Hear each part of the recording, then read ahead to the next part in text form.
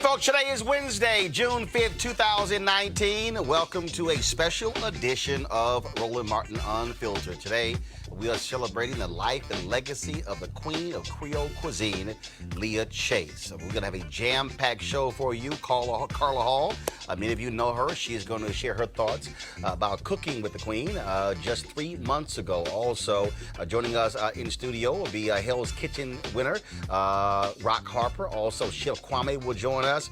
We've got a number of other people who loved and adored Leah Chase, who's going to be calling into the show. We're going to be looking back, and I'm going to play for you the interview that I did with her just a couple of years ago, where we talked in her kitchen. Also had a sit-down interview talking about food, talking about marriage, and also, again, the importance of living life and loving it. Folks, this is a special edition of Roland Martin Unfiltered, celebrating the acclaimed Chef Leah Chase. It's time to bring the funk on Roland Martin Unfiltered. Let's go.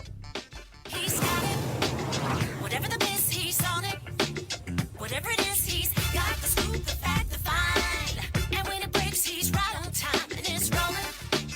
Best believe he's knowing. Putting it down from sports to news to politics. With entertainment just for kicks, he's rolling. Yeah, it's Uncle Roro, y'all. Yeah, it's Roland Martin. Rolling with Roland now. He's funk, he's fresh, he's real, the best. You know he's Roland Martin now.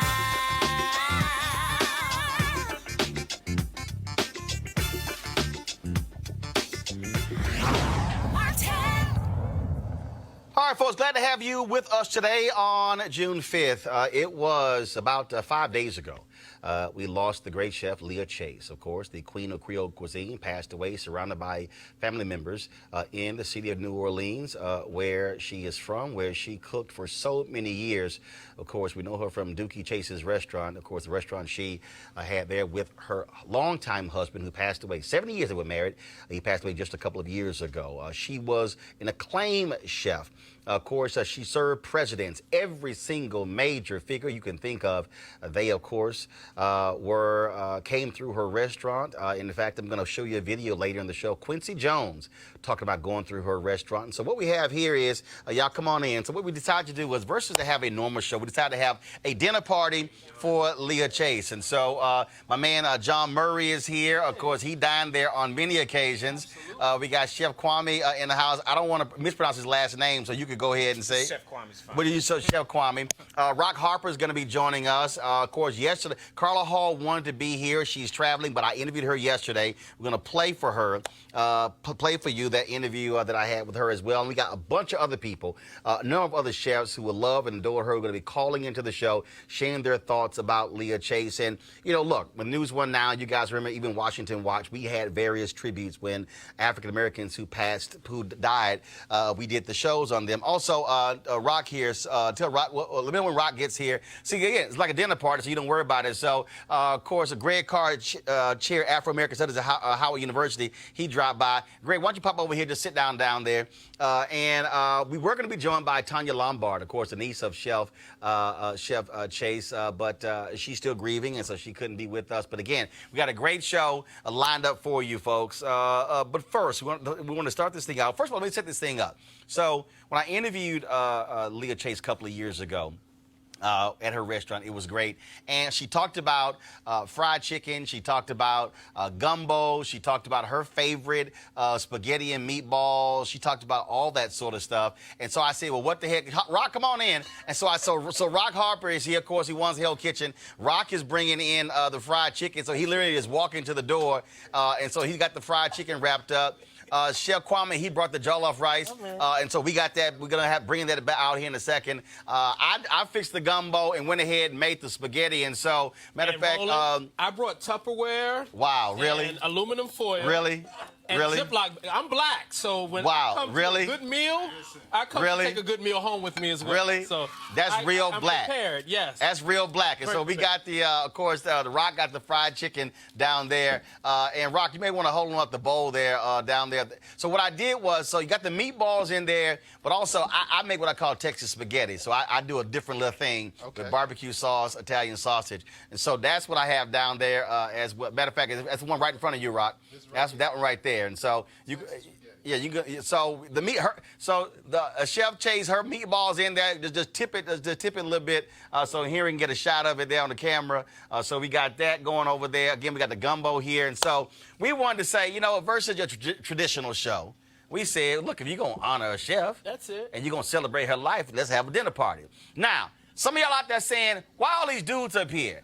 Literally, at least 8 different women we invited. Folks were traveling. They couldn't be here. So don't sweat. Some people are going to be on the phone. We got Carla Hall. So don't even try to trip. But bottom line is that's who could be joining us on set. So we're going to start this thing off first off. So 2 years ago, June 29, 2017, I went to New Orleans for Essence Festival. And, of course, as I always did, I stopped by Inductee Chase's to see Leah Chase. And so I want to share with you, again, a portion of the interview. So here's how we're going to do this. Here we're going to play some of the interview. We're going to come back, talk with our guests, and then we go back to the interview. So we're going to open this thing up, again, with my visit to Inductee Chase's.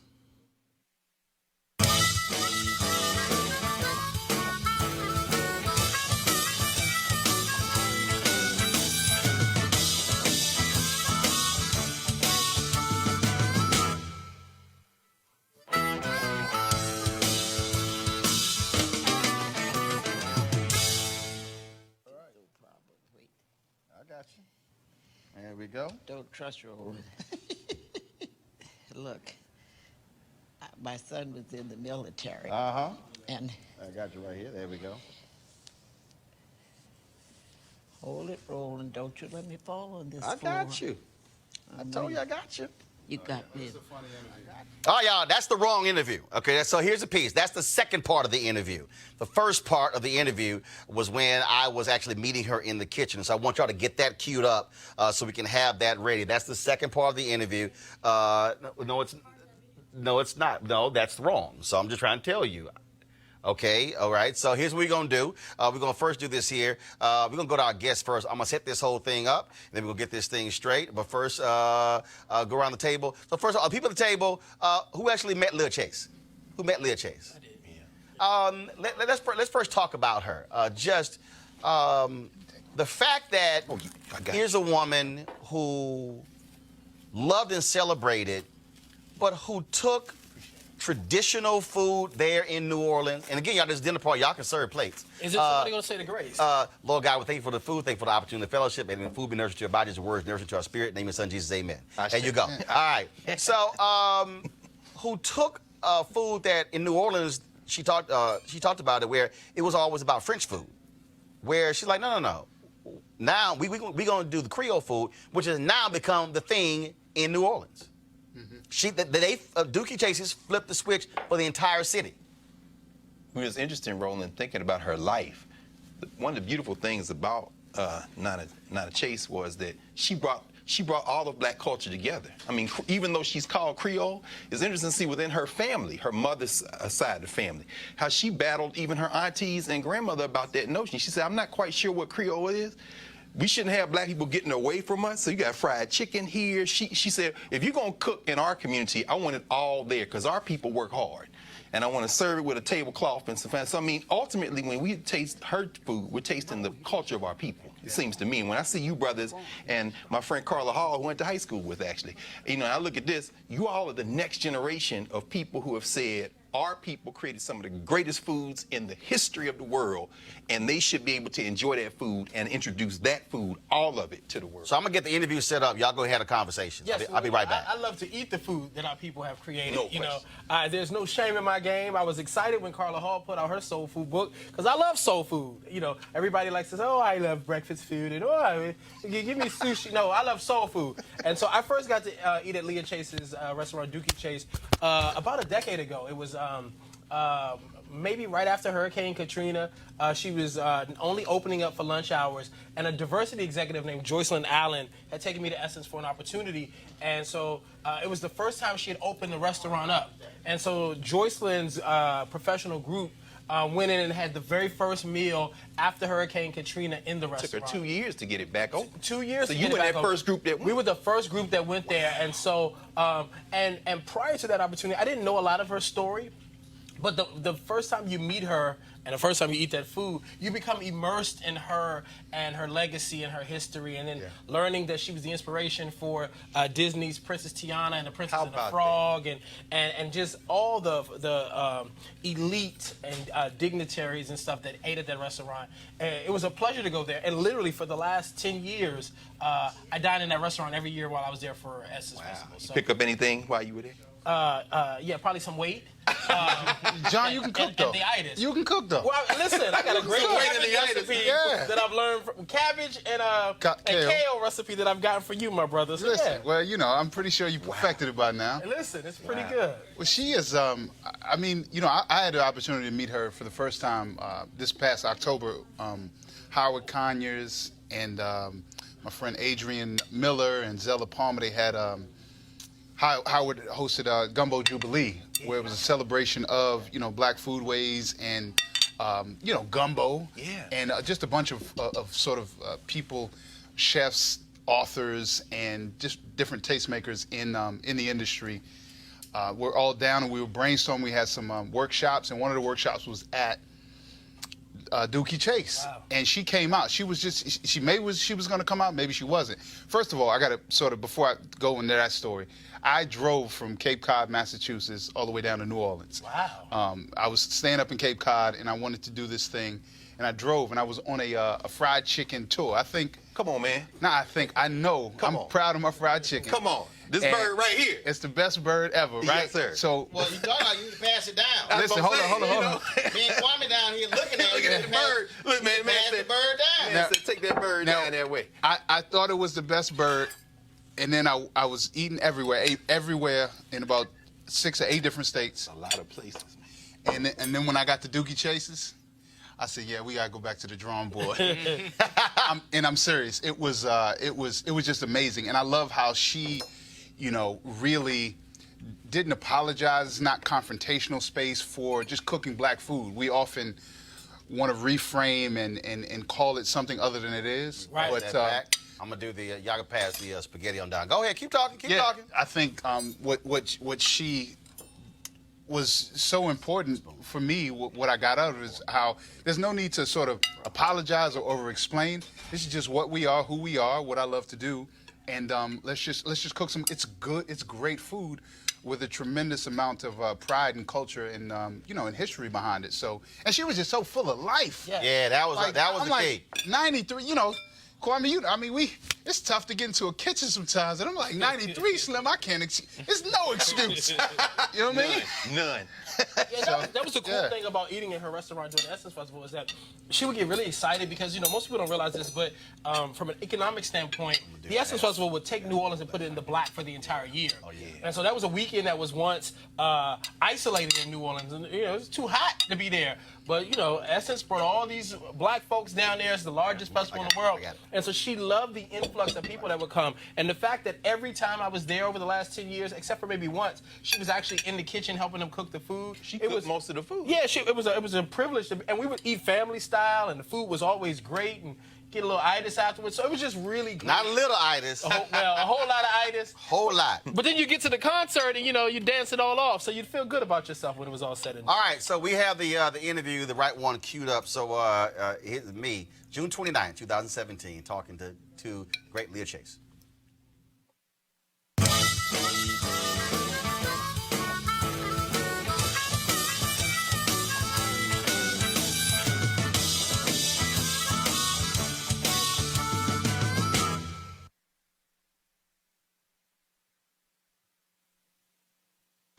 For 76 years, this has been the place in New Orleans to get some of the best food in the city. No, forget that, in the country. And so every time I come here, I got to go see Leah Chase. And so let's go on in here and check out, see what she's doing, and get some of this good food.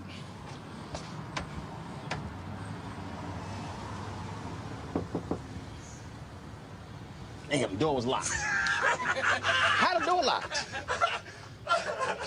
We in Inductee. Chase, where's the chef of the house? I know she cooking something, because every time I come here, I find her in the kitchen. Where's she at? You know what I'm looking for. She ain't that tall, so. Let's see. How you doing? What's going on? How you doing? You all good? Jesus, we all. What's happening? Oh, not much. Where's the lady of the house? Oh, she's in her kitchen. Where's her kitchen? This way?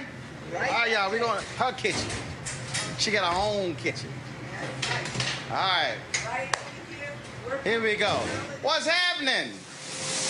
What's happening? You know I can't come. You happening. You know I can't come to the city and not see you. Well, I was wondering if you put me down like all the other men. No, darling.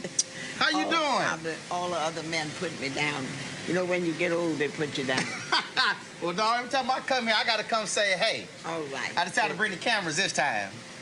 You always bring your intimidating machine. They not intimidated. They just always there. They tell the truth.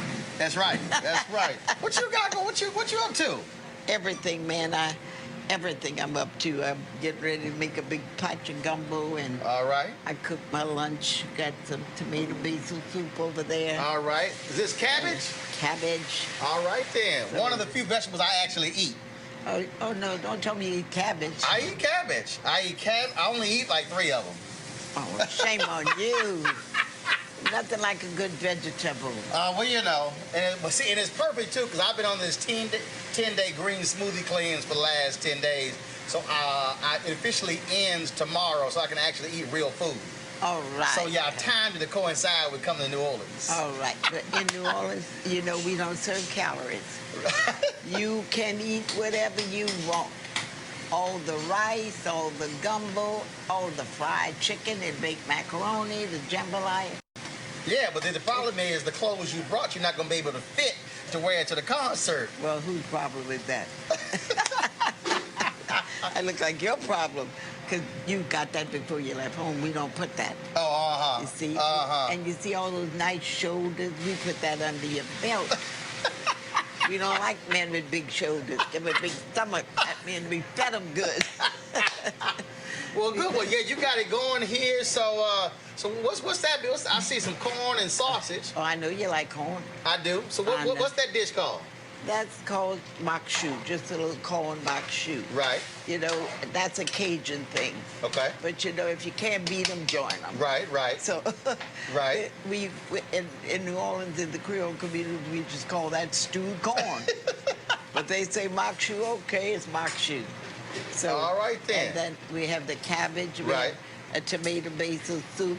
Okay. And we're going to give you a lot of fried chicken today. And what my man, what he got going right here? Turkey necks. Turkey necks.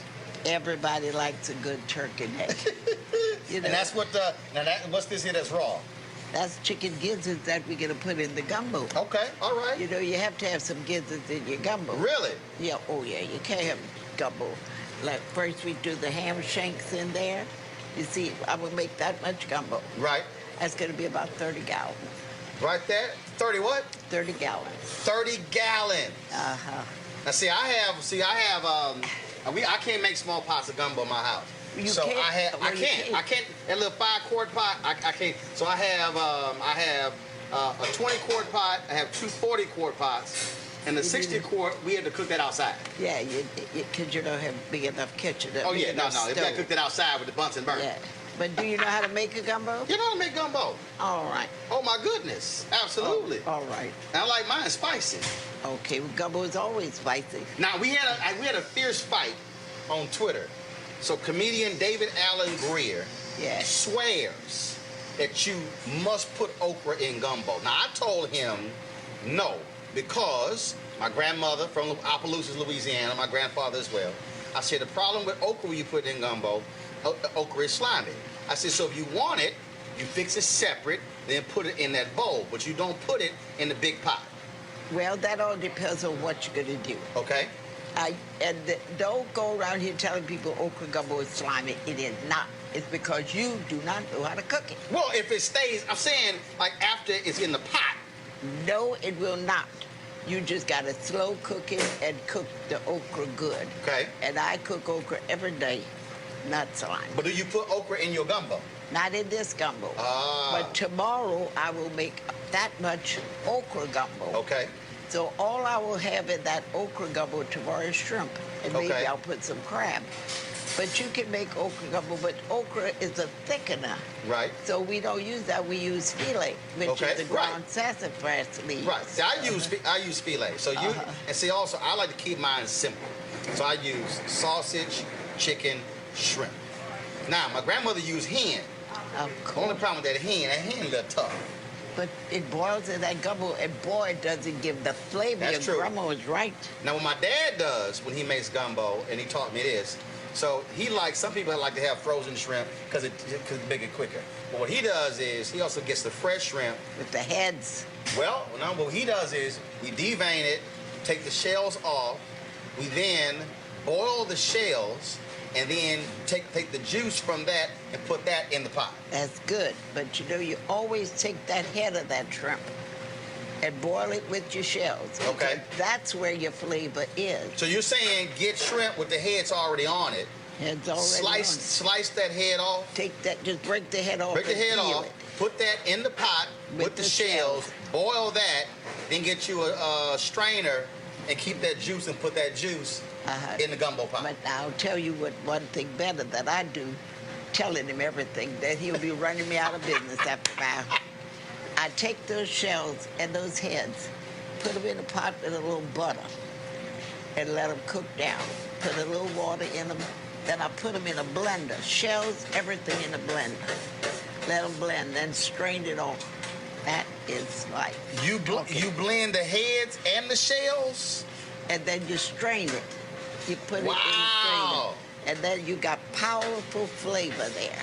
You can do that No, I haven't tried that. because you don't know how to cook. Your grandmother knows how to cook, but you don't know how Yeah, to cook. my grandmother, God rest her soul, she actually could burn in the kitchen. My grandfather too. Yeah, oh really? Oh yeah. Well, in my neck of the woods, men didn't cook. Oh no. All the men cook in my family. We don't want women in our kitchen. Oh no? No. My mom taught my dad how to make gumbo and dirty rice. She can't even touch him now. She doesn't even. She Go does. Oh no, she doesn't even. If my mama cooked now, that's a miracle. My dad does all the cooking. Isn't that wonderful? That's right. I think that's a nice thing to men to do, but in my day, men were not allowed in the kitchen. Oh no. Go out there, plow the field, dig the ground, do whatever you got to do. My grandmother had a catering business, so my dad cooked. My brother now runs our family catering business. He's an executive chef Okay. in Houston. So Good. I used to cook more, but I'm too busy now. So that way, when I go home, In Houston. they do all the cooking. Nothing in Houston but oxtails. No.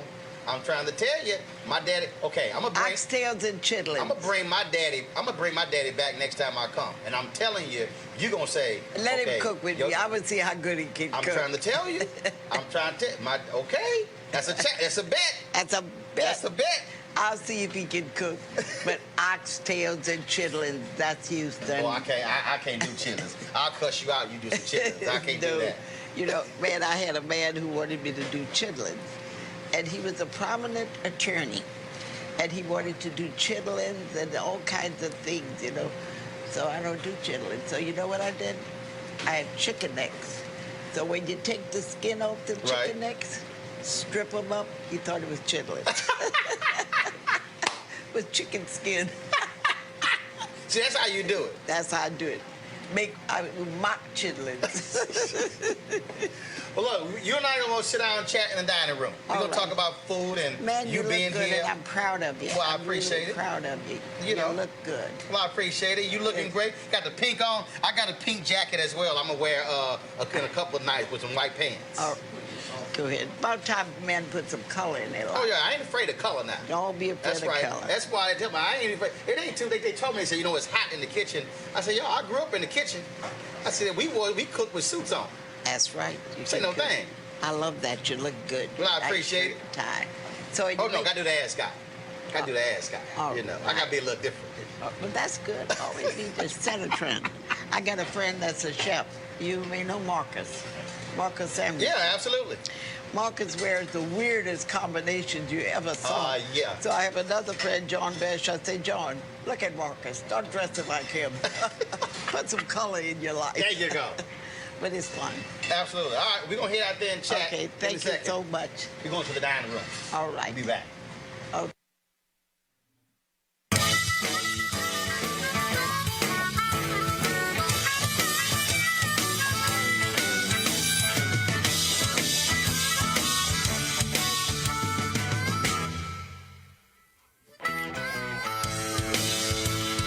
All y'all, of course, this is our Leah Chase celebration dinner party. Y'all heard her challenging me on my gumbo.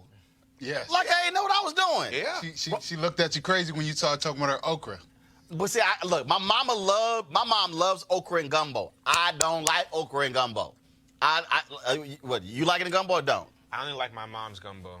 That's it. You say you only like your mama's gumbo? Like, you don't eat nobody else's gumbo except your mama's? Good Lord. Nope.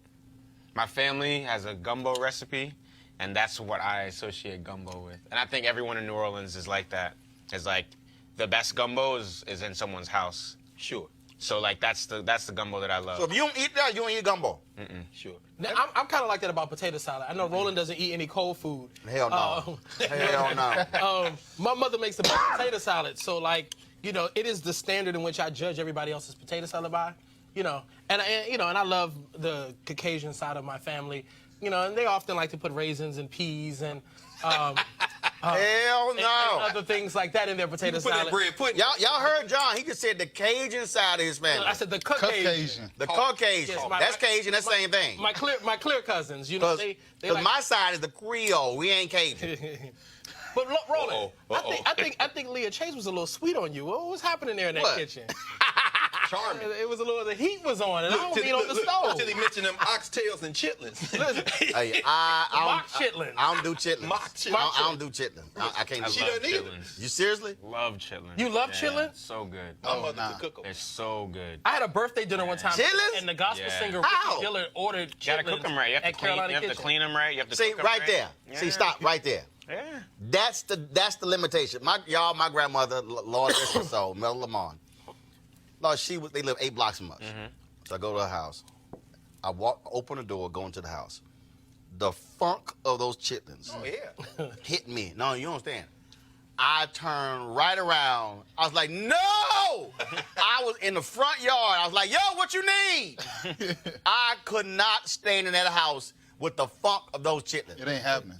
I had a chef that cooked chitlin loaf like every Christmas in a restaurant. Like, It's so and delicious. I grew up Muslim, so just pork for me was, you know, a non-factor. So it took me maybe 30 years to eat pork once I started really cooking. And then, like, the chitlins, I can't do it, man. That's the intestine. That's One of like, my favorite parts of the animal. Oh my yeah. God! Yeah. I ain't mad at it. You know, I just can't. So do it. good. growing up, my aunt Ann taught me how to cook, and she used to make me wash pig feet. Oh, I was about to say. Pig feet, I used to have to clean the great. pig feet before Pig the hog ears, balls. hog maws. Yes. Yeah. Oh, But yeah. you know, it's interesting when you. I ain't going to y'all house. No, but No, I'm not, none of us are eating that anymore. Though. what you said No, I eat it still. and she would talk about that. She would say, you know, the best food is in the house. Yeah. So if Yeah. you come into Inductee Chase's, I mean, in the early days, she said our people didn't really have money to dine out. It was, you know, she talked about, you know, what's my man, Marc Morial's father, Dutch. She said it was a few lawyers. We'll be talking to Marc Morial later. No, actually, so, but she said for the most part, our people didn't have money to dine. They would come out to drink. Right. And so it took a while for them to bring the food of the house into that space. She said people weren't ordering lunch and things like that. If anybody, the musicians like Duke Ellington and them, and they would eat late. She said sometimes we'd be open to 2, 3 o'clock in the Speaking morning. of musicians, do y'all have the Quincy Jones video ready? Oh wow, yeah. Do y'all have that video ready? Let me know you have it ready. So I was on Instagram today, and Quincy Jones posted this about Leah Chase. When I owned WNOL, Channel 38, a big TV station on there, every restaurant I went to, they'd ordered from Leah Chase, Inductee Chase restaurant first, because they knew I wouldn't eat anything but hers. And then she taught me how to make it. And I put a layer of white rice, sauteed soft shell crab on that and put the gumbo on top of that. She taught me that. And she sent me the natural ingredients from the Gulf of Mexico. One of the greatest ladies I've ever known. Forget just cuisine. You know, she was an activist, big activist. She was something. Let's talk about the activist piece. We're going to do so later, folks. We're going to be joined by former New Orleans Mayor Marc Morial, Reverend Jesse Jackson Sr. We are trying to get Andrew Young on the phone as well. I think he's from New Orleans. And that's the other piece. Beyond being this great chef, and we're going to we talked with her about it. She's going to mention, we're going to play a little bit later in the interview, where she fed the movement. Many of those meetings in New Orleans, those freedom riders, those SNCC workers, those SCLC workers, if you were in that dining room, where on the other side of that wall, that's where they met, plotted, strategized. She would feed them, and they would go out and do work. Yeah, absolutely. I mean, go ahead.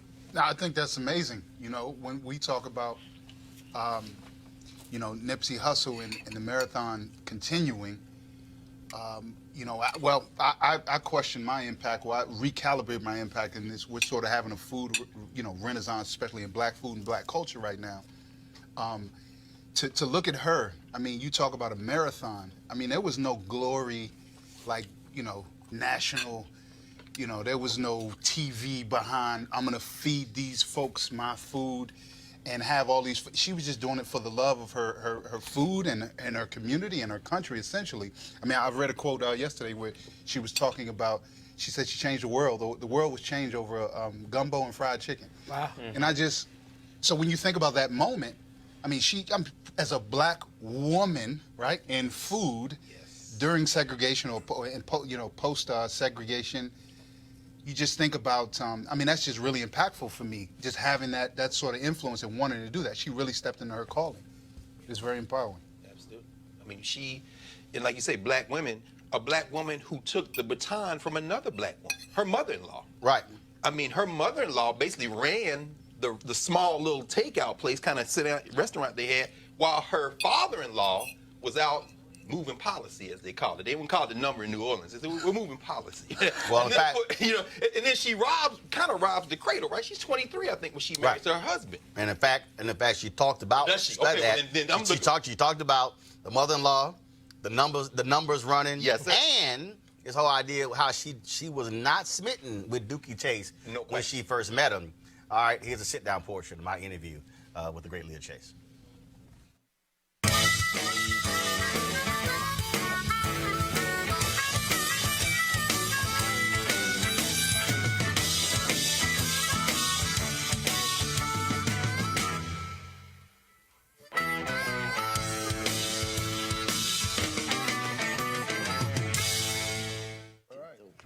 Wait. I got you.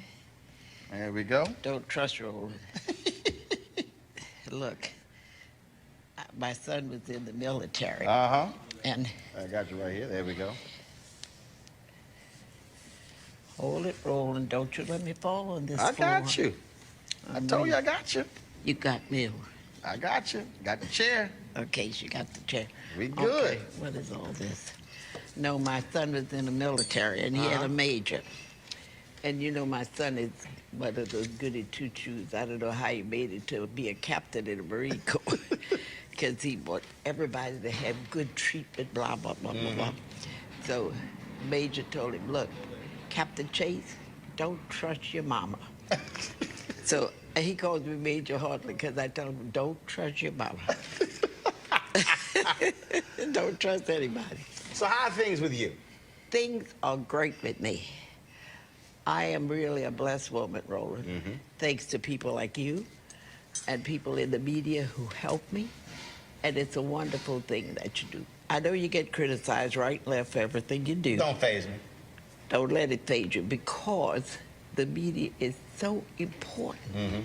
It tells the world where everything is, how it is. Now, you may tell it like we don't like it. That's another thing. We'll deal with it. But keep telling it. Absolutely. Yeah. We'll do. Now, I was here, I think it was January. I spoke at Dillard University. And shortly after I left, you experienced a loss. Yep. Yep. I lost Dookie. You know, Dookie and I were married 70 years. 70 years. 70 years, that's a lifetime. And it's too funny. People used to say when we got married, they told my mother-in-law, oh, this is not gonna work. This girl is gonna ruin your business. Because I was 5 years old, Dookie was only 18. I was 23. So they said, this is not gonna work. But Dookie had been on the road since he's 16 years old with a big band, a 17-piece band. So he was kind of mature for his age. But we made it for 70 years. 70 years. Wow. And that's easy, and I tell that to all women, it's easy. You know how men are. No, how are we? You know, don't worry about them. Sometimes they stupid. So you just ignore them, let them go. Push them back, know when to push them out, when to pull them in. That's how you got to 70. That's how I got to 70. Well, my parents been married 50 years this year, so... They know how to do it. Yeah. You know, they know what to do. You don't sit up there and go toe-to-toe with a man. That's stupid. You running the show anyway. You're the big boss anyway, so just cool it and let him make believe he's having his way. Now, this place has been here 76 years. How did it start? Well, it started with my mother-in-law. My mother-in-law was another go-getter. My father-in-law did what you call, in your neck of the woods, you call him a numbers runner. But in New Orleans, we're very sophisticated. So we call it a lottery vendor. Doesn't that sound good? Yes, that sounds very good. He was a lottery vendor, and he sold the numbers all around. That's how he made all his money. And you know, in those days, you played what they call a gig, 3 numbers for a nickel.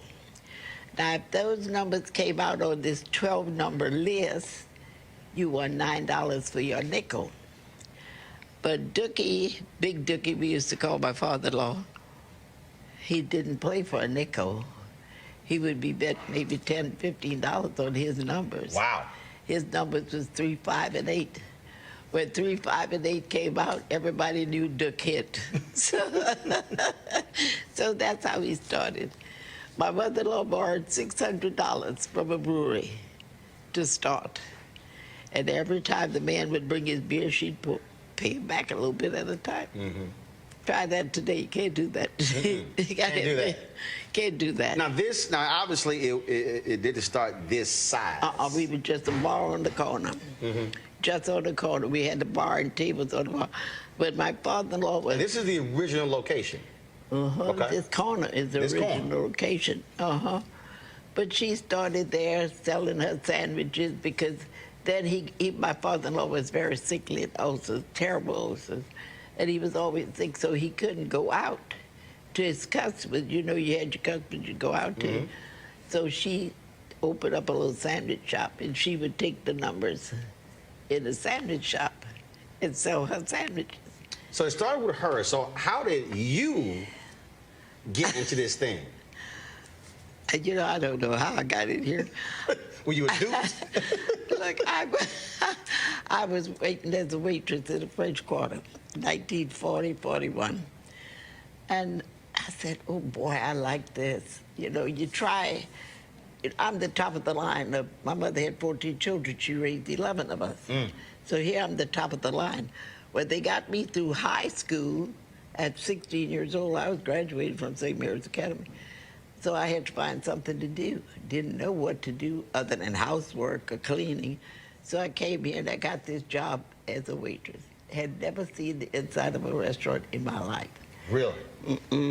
But the lady put me on the floor. She told me what to do, and the next day she put me by myself. So here I am, trying to wait tables that I don't know. Lady comes in the morning, she orders hot cakes. I said, well, would you like some toast with your hot cakes? You know what hot cakes were? What? Toast with hot cakes? I want that. So you learn as you go. And then, you know, I would be in the floor, but I would move to the kitchen. In those days, people stretched themselves a little bit more. I would even go in the kitchen and wash dishes and look at the chef. And I always ask him, well, I don't see any ladies in this kitchen, no women in here. He said, because they can't pick up the pots. Oh, I said, wait a minute. I don't see him picking up pots. He's the executive chef. He's not picking up pots. Somebody else is picking up those pots. But then I began to really like it. And in 1945, I met Dookie. And it was unbelievable because I didn't like musicians at all. Hated musicians. I didn't like them at all. I liked people like boxers and people with physical strength. And here comes this little musician. And then we came in here, and I just came in with my mother-in-law and tried to, I said, no, on this side of town, we're going to do just what we did on the other side of town. Only difference in people is the color of their skin. Not Roland. That was so stupid. Because you have different cultures. Right. You eat different things. You're different. And I like being different. Nothing wrong with being different. Nothing wrong with being different. I like being different. So I said, we can change. First thing I put on the menu, lobster thermidor. And black folks said, where y'all get her from? Yeah, that's what they say. Oh, she's gonna ruin you, Emily. My mother-in-law's name was Emily. Emily, she's just gonna ruin you. Who in the world want that? So I had to back up and start doing the things that I knew how to do, like stuffed chicken breast, maybe with oyster dressing, and jambalayas, shrimp creoles, and things that people like to eat. Then after integration came, then we were allowed to go in other restaurants, and they learned to eat more things. You know, to me, that was the worst thing that segregation did to us. Kept us from learning. Look what you lost. Right. Look at the resources they lost by not educating black people, by not training them, by not showing them things. Look all the resources we lost. What was the first thing you ever remember cooking? Even as a kid, what was the first thing? Here are in the restaurant. I worked in the French quarters. When I worked at the coffee pot, after Miss Moore was scaling down, she was getting older, and she didn't want this dining room with the tablecloths and all that. She was trying to downsize. So she opened up this place called the Coffee Pot, and it still exists. So we went to the Coffee Pot selling hamburgers and breakfast and things like that. So we said, you know, Miss Savoy, we would like to put on one hot lunch. People are tired of hamburgers and they're tired of sandwiches. She said, well, if you think you can do it, there were 3 girls. I was 18, the other girl was 19, one was 16. 3, we were in that restaurant. So she let us do it. Now, we don't know what the heck we're doing. We don't know what to put on. So first thing we put on was what we ate at home, Creole wieners and spaghetti. For Creole wieners and spaghetti on the menu? On the menu. Creole wieners. That meant you make a good tomato sauce, put those wieners in there, and put them over spaghetti. That's what we ate at home. So, but you know, it worked. It worked? It worked. It worked. So sometimes I say, here we go back to depression. Creole wieners and spaghetti. Creole wieners and spaghetti. You put that on the menu now. They'll say, I think she's lost it, y'all. I think she's lost it.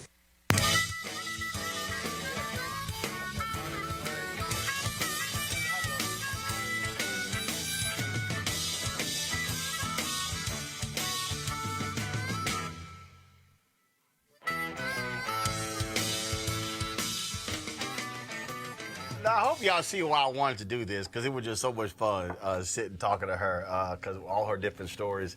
Joining us right now, folks, is someone who knew Leah Chase very well. He, of course, a lieutenant, Reverend Dr. Martin Luther King, Jr. Welcome to Roland Martin Unfiltered. Reverend Jesse Jackson Sr. Reverend, how you doing?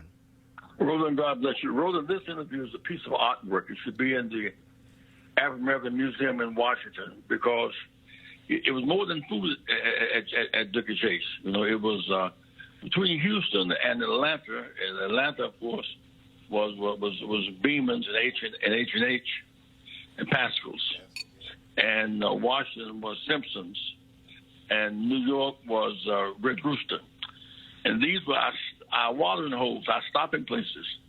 So people in New Orleans like Mahalia Jackson and Reverend Bishop Jackson and Dr. King and Marc Morial's father, and all of us would always gather. And the thing about the outstanding food and service at Inductee Chase, it survived integration. Many restaurants went out of business. They did not have the appeal or the stature, or frankly, the other stuff that goes with a restaurant. And she said, and it became a framework even for white people. Sometimes you couldn't get in the place for white people. It became a frame of reference. And Edward Cosby, I mean, Bobby Blue Bland, I had dinner there. And B.B. King and I had breakfast there. And Johnny Taylor and Sam Cooke, everybody stopped at Inductee Chase. Miss Chase was always first off service and food. And when we were in the deepest dog pop segregation, couldn't eat out. Couldn't eat out. We always go and feel good about it because we were in the first class place, and it was. Well, Reverend, that's one of the reasons why I wanted to do this.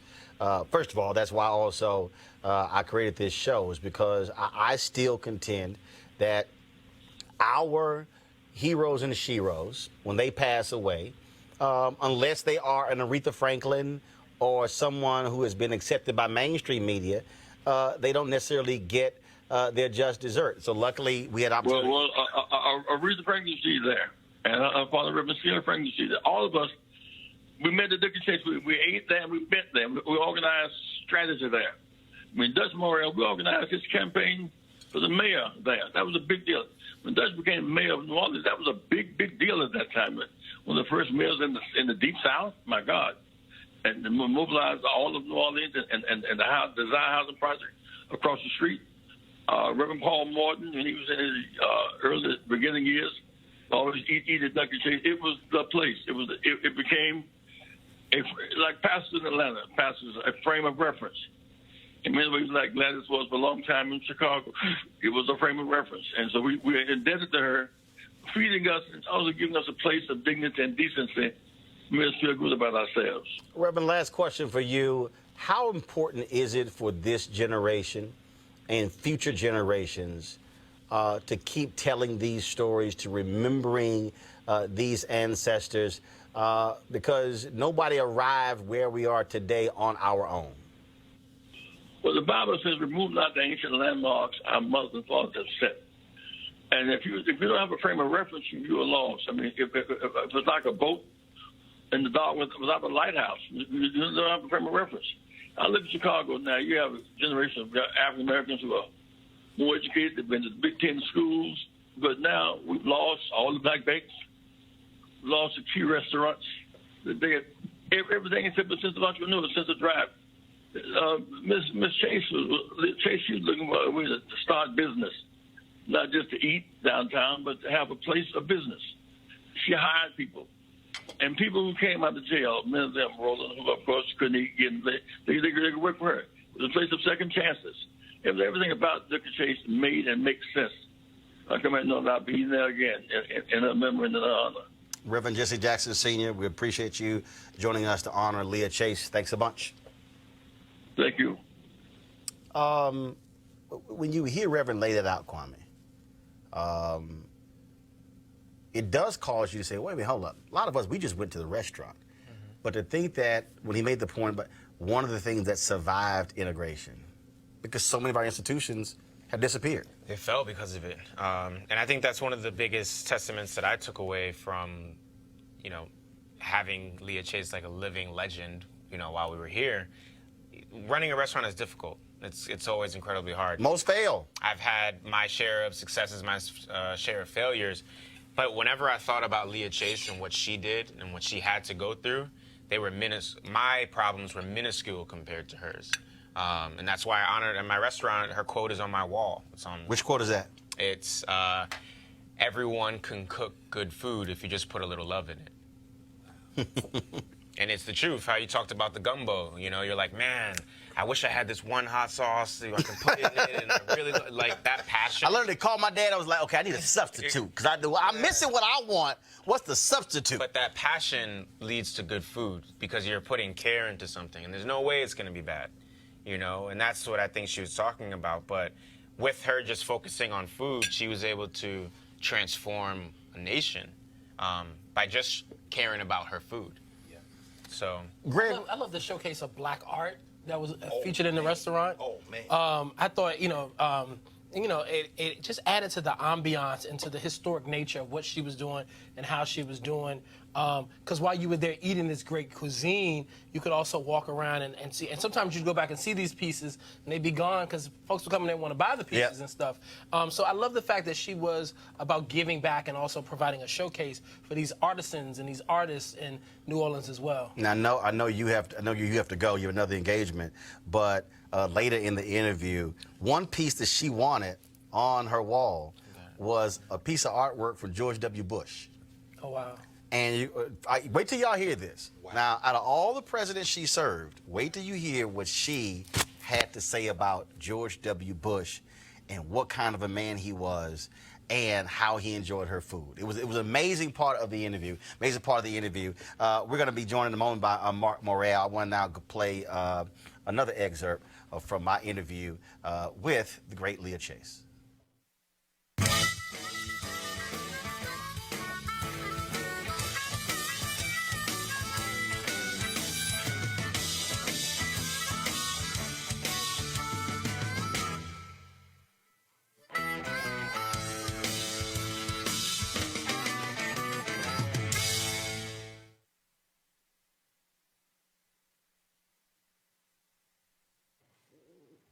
What is it about food that is so interesting?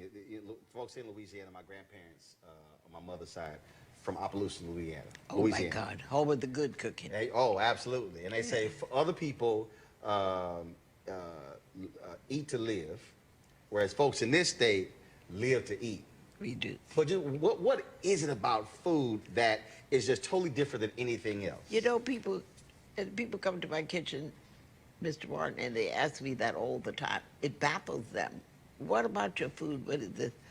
I don't know. We do, and they come to New Orleans and they think they're going to eat here and eat different. We eat just about the same thing, whites and blacks alike, because that's the way we came up. And I think it's just how we do things, and we believe in making a lot over what we do. Mm-hmm. You know, back in the day, the Creoles of color didn't realize how important that cooking and that sewing and the plastering and the carpentry, they took it for granted. They just did it. But it was masterful work. They took time and it tastes good. It tastes good. So, you know, when I came in the kitchen, big restaurants were not serving jambalayas and things like that.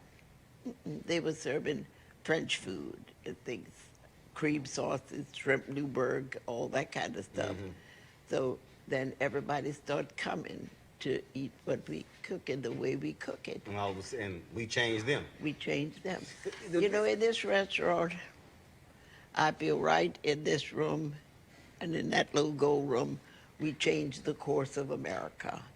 Because all the freedom riders that left from here, like Rudy Lombard, Dodie Simmons, and all those people that are at the castle, those people that left here, they would meet here before they would leave.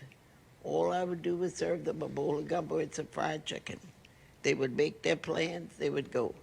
Come back, clean up, bowl of gumbo and fried chicken. So I'd say we changed the course of America over a bowl of gumbo and a fried chicken.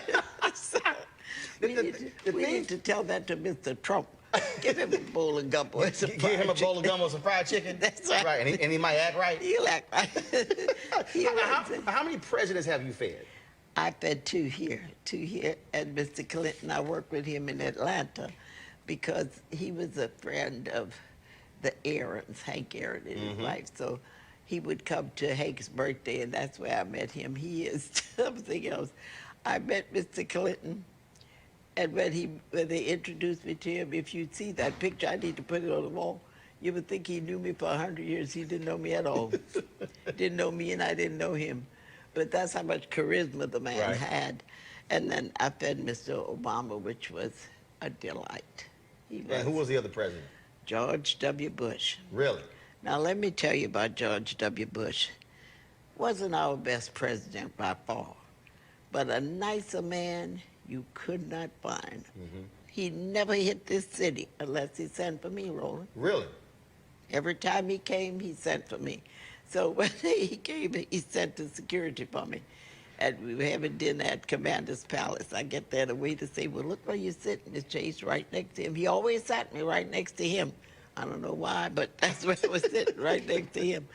So when I was at the dinner, he said, do you want to fix breakfast for me? God, no, I don't, but how you tell the president no? You don't tell the president no, you say, yes, I'm going to fix this breakfast. The man came the next morning with the president of Mexico and the prime minister of Canada. No fanfare, no nothing. And the pictures on the wall out there, I cooked them quail and grits and shrimp. Oh, he loved it.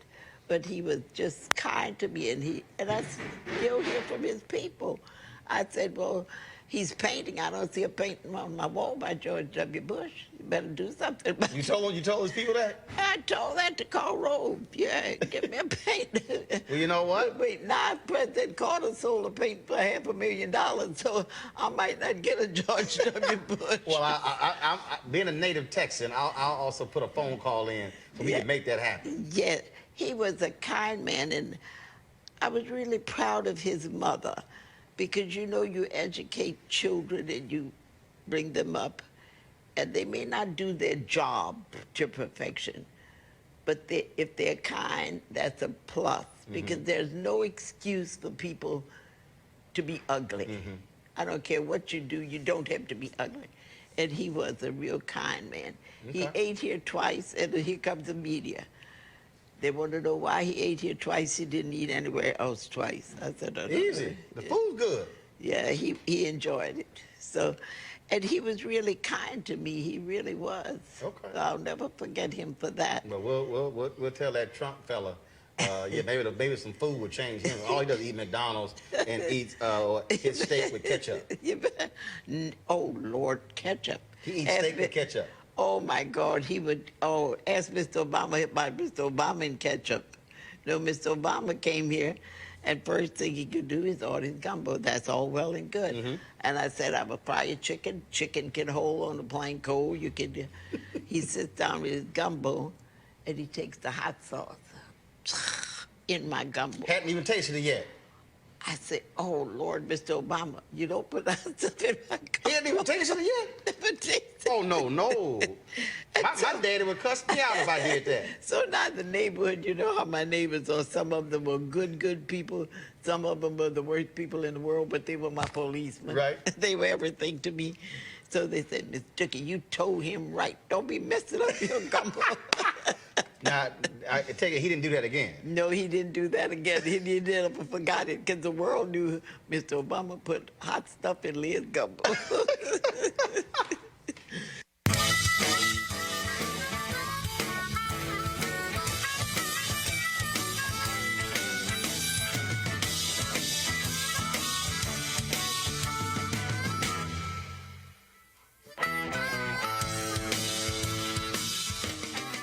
Rock Harper, it did go national when Obama put hot sauce on Leah Chase's gumbo. Did it? That thing went all over the country. On the front page of the New York Times, the obituary had a picture of Obama, and it made that point on the front page of yesterday's New York Times. Really? He messed up the gumbo. No question, tried to mess up the gumbo. As a chef, I kind of, okay, yeah, you got to live with that one, Mr. President. Oh yeah, no, he taking that L. Yeah. he taking that L. But it's also important not to miss when she said her hood folks, because she could have moved many times. They wanted her to move across the street after Katrina. You know, here's your chance, housing projects. But that is because she wouldn't move because she said if I move, this neighborhood flattens. She also they never got hit. No, they didn't. The artwork, which is the she said no one touched that restaurant.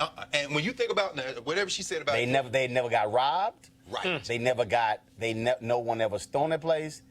that was a monument. Nobody touched Dookie Chase's. And it's important, like I said, their artwork alone.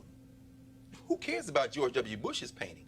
She got paintings from Jacob Lawrence, Elizabeth Catlett, Lois Maylou Jones, you name it, the great John Biggers, many of them free. They just gave them to her. She was the first person of any background to put artwork in restaurants. Well, she said a lot of folks gave her artwork to feed them. Yes. Yes. And then she was like, that thing worth something now. But to your point, Roland, they could have broken in on that artwork alone, brother. I mean, priceless. You can't. But the point is that you could walk in there across the street, get a meal. If you didn't have any money, work at the restaurant, and you're walking underneath artwork that is in art galleries around the world now. That if it were appraised at a number, that would blow the minds of the people. But it was in the neighborhood. She never put Dookie Chase's out of the reach of the people that made her. Yeah. Marc Morial, of course, longtime mayor of New Orleans. His father, Dutch Morial, the first black mayor of New Orleans. He joins us right now on Roland Martin Unfiltered. Marc, of course, now the CEO of National Urban League. Glad to have you. I wanted to do this again, not because I knew her, I interviewed her, but also because the nation really needs to understand the institution that she was, not just for New Orleans or for Louisiana, but really for Black America and the United States. Yeah, and like so many African-American restaurants, to really understand Leah Chase and the Chase family, what it was a community meeting place, a community gathering place. Look, I remember the upstairs room that everyone has talked about. I remember that room. I was in that room many, many times as a boy and as a young man. The upstairs room that you couldn't find unless you knew where it was, where many of the civil rights meetings took place in the 1950s and the 1960s. Dookie Chase was a place where strategy was made, where plans were undertaken, where marches were discussed, where political movements were born. The Chases were extremely close.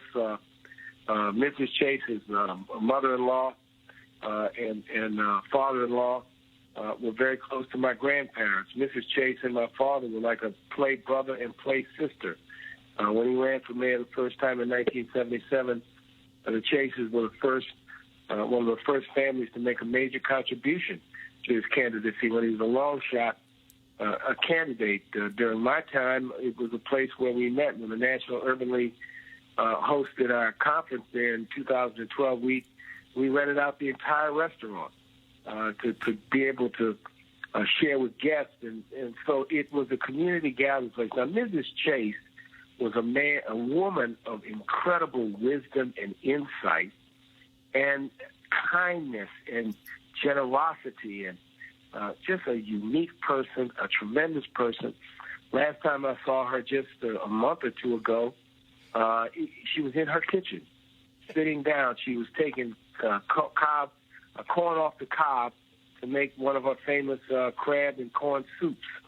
So she worked until she could not work anymore, and people came there to pay homage to Mrs. Chase. The fact that the Bushes and Bush and Obama as presidents ate there, I just think demonstrated what she meant to the nation. But, this is where Ray Charles, this is where Marvin Gaye, this is where Louis Armstrong, this is where all of the great Martin Luther King and Thurgood Marshall, this is where they ate when they visited New Orleans in the 1950s and the 1960s. And it was that kind of place. And I'm so just thankful to you, Roland, for paying tribute to our contribution to the nation and for devoting a great deal of time to help people recognize her. And I want people to have the confidence. There's another generation of Chases. Her grandson is a professionally trained chef who has his own catering business. Her daughter, they're going to continue. They'll continue. It'll never be the same without Leah. But it's going to be Dookie Chase's. If they just keep those secret recipes going that have been passed down, it's going to be great for many, many generations to come. Well, Marc, I'm glad you said that. There was somebody who came to our Instagram page who said that they planned on going to her restaurant next month for Essence Fest, and now that she died, they were not. I said, no, you are to go and to honor her. You are to go, honor her, and they will be there. They will continue. Look, since I've been going there, Roland, since I was a little boy with my grandparents and my parents, and I go back in the kitchen every time I visit. The people who are back there were like Mrs. Chase. They worked there for years. They were stalwarts. They were dedicated, and it's just an incredible feeling to go into Inductee Chase's and to go back into the kitchen. And, not a lot of restaurants will welcome people back in the kitchen. But she said, come on back and say hi to me. Yep. Go back there and say hello to her, take a selfie with her. And she said, what you doing now, baby? What you doing now? And just an incredible woman. And, look, this great woman lived to be 96. Yes. What a life. Almost a century. She kept on, keeping on until she could go no more. Absolutely. Marc Morial. God called his name. Hey, Roland, thank you. I'll see you at Essence. Yes, sir. I appreciate it. Thank you so very much. And Kwame, I mean, literally, she was in the kitchen every day to the very end. I believe it. I mean, I watched her get a Lifetime Achievement Award at the James Beard Foundation, and that was extremely inspiring for me, to see a woman of color, but also to know her legacy, that she earned it. She lived a lifetime, and even though they gave it to her when she was 93. They should have given it to her before, but it's fine. I'm just saying. Hey. She was recognized. Yeah, yes, absolutely. And it's good to be recognized, and especially when your work transcends food and it transcends the art that you're really focused on. That's when you know you've made a huge impact. Jawn, I know you got to go. Final word. Listen, well, first of all, I want to thank you all for the wonderful food here tonight. All right. I'm going to begin to prepare my exit package. Yes, yeah. What you are going to do before you leave is compare chicken bones, because I think you may have I'm a won. Nigerian. Yes, that's what I'm talking about. Right, you clean that sucker. Mama, Right. She sucked Right, it in you now. clean. Damn, you. Kwame clean that bone. You got to zoom in on this. Yo, zoom in on Kwame's bone. Yeah, you definitely Nigerian, because I see the marrow hanging out Oh, there. yeah. I'm not done either. Kwame cleaned the hell out of that chicken. Pull yours up. Put yours up. Yeah. No, it's not clear. Oh yeah, John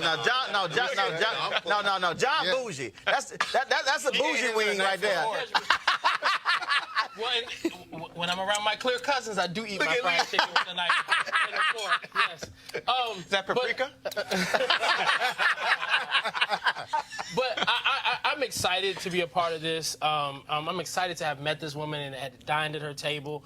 And I'm excited to see my brothers here, Kwame and Rock, be inspired by her journey. I'm excited that you have this Carla Hall interview later in the show where she talked about her new book, the new soul food book, and really revisiting our roots. And we as people of color have to stop being ashamed of our foundation and ashamed of our legacy. And we've got to stop letting other people, mainstream culture, tell us that things aren't good for us and our culture isn't what's good about us. And so embracing that, celebrating that, and remembering that continues our legacy. It advances our history, because if we don't know where we've been, we don't know where we're going. And so, and I know that I'm going somewhere soon, but I'm going to be taking wonderful leftovers with me. And I'm going to be thinking about you guys as I eat your great food throughout the day tomorrow during lunch. You might be the realest one here, man. You brought the foil and everything. He came prepared. Foil, Ziploc bag, and Tupperware. And a carry-on bag so that I could make sure everything was placed properly after I packed it. Yes, sir. Yeah. All right, Jawn Murray. I appreciate it, folks. Jawn Murray. What's the website? Find me everywhere on social media, JAWN, last name Murray, and then on Facebook, Jawn Murray World. So find me there, JAWN. No, I'm not from Philly. My mama knew nothing about the slang. She named me. All right, then. All right, folks. We're going to go play our next installment of the interview with Leah Chase. When we come back from that, we're going to talk to the great chef Joe Randall. We'll hear from Carla Hall. And we'll also hear from some other chefs and other leaders across this country as we celebrate the life and legacy of the queen of Creole cuisine, Leah Chase. She passed away Saturday at the age of 96. This special edition of Roland Martin Unfiltered Dinner Party is all in honor of her.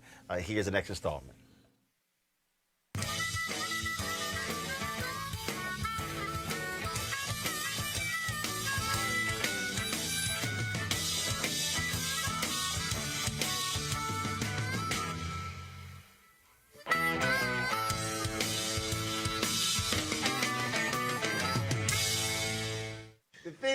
I look at my family, huge family, and whatever we get together, I mean, food is a central part. It's just, we literally congregate in the kitchen. The men in my family cook. We tell the women, y'all go and sit down. We like it that way. And plus, but my mom said, look, I'm not going to have 2 sons if they bachelors. They ain't going to be sorry. So we knew how to cook, bake. Do everything. All that. Yeah. But the thing about cooking to me that's great is it's one of the few things in life where you're able to take something from nothing. And then it ends up, and then you get to play with it. So because you talk about experimenting, I remember I was in college and I didn't have, all I had, you're talking about spaghetti. I'm in college. All I had some noodles, I had no tomato sauce, I had no meat, and I was hungry. All I had was some barbecue sauce and the noodles. And I sat there and I went, okay, I'm gonna try this. And so I put it together, it tastes good. So then when I got some money, I went ahead and got some meat sauce. That led to what I call my Texas barbecue, my Texas spaghetti, where I don't use tomato sauce. I literally will use spaghetti, barbecue sauce. Then I threw it with meat sauce. And then one day, I'm just in the store, I decided to say, I'm gonna put some Italian sausage in here. And so my brother, who's an executive chef, what is wrong with you? Barbecue sauce. He was, being all bougie for barbecue sauce. But we go to his house, and we walk in the kitchen, and he's fixing spaghetti. As we know, all of a sudden, I see a bottle of barbecue sauce on the counter. I said, oh, you've been privately making my spaghetti, but trashing me. That means you know it was good. Watch him. And I tease all the chefs in New Orleans. I say, y'all stealing my stuff, but I'm going to steal yours right back. But cooking is just, you create something. You create something as you go. And, and you can't say, I copied this from nobody. If you work with a thing, and you may have, like he took your idea, well, that worked. So why not spread it around? Now, do you even now when you cook go, I'm gonna throw this in there?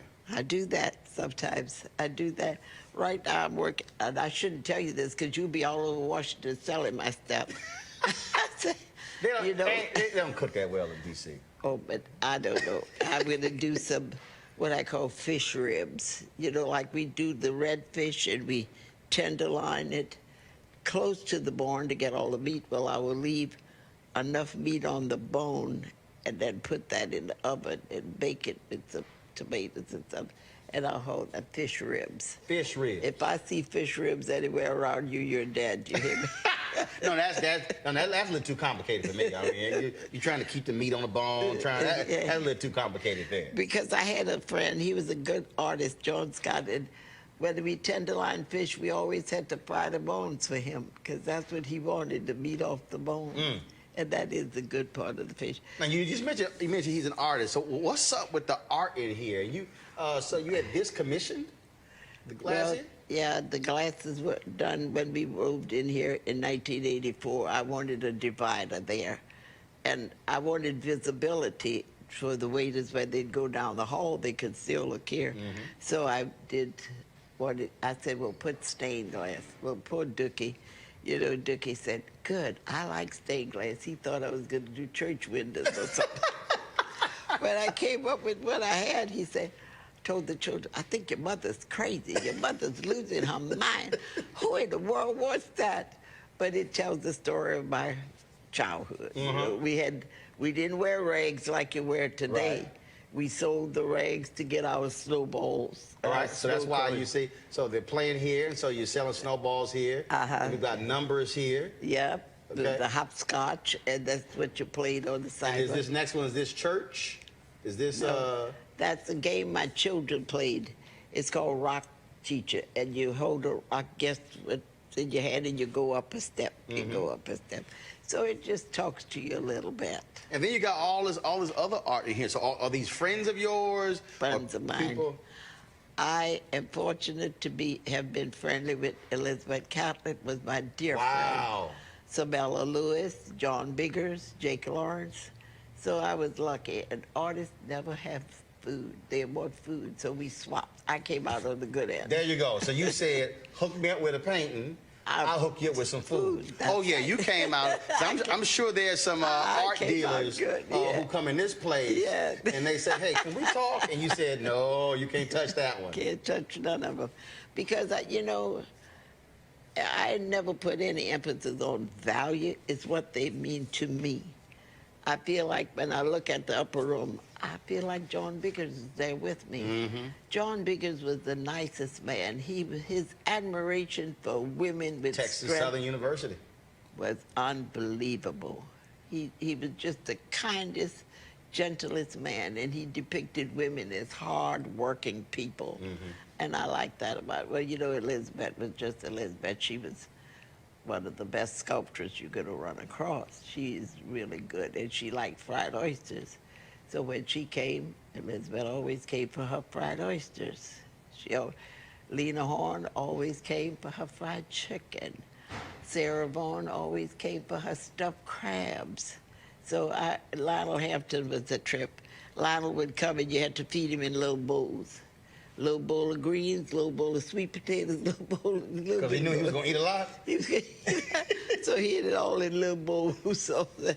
But they were So you've seen everybody through here. Everybody. And everybody came and they were just... It just makes you feel good when people think about you. Mm-hmm.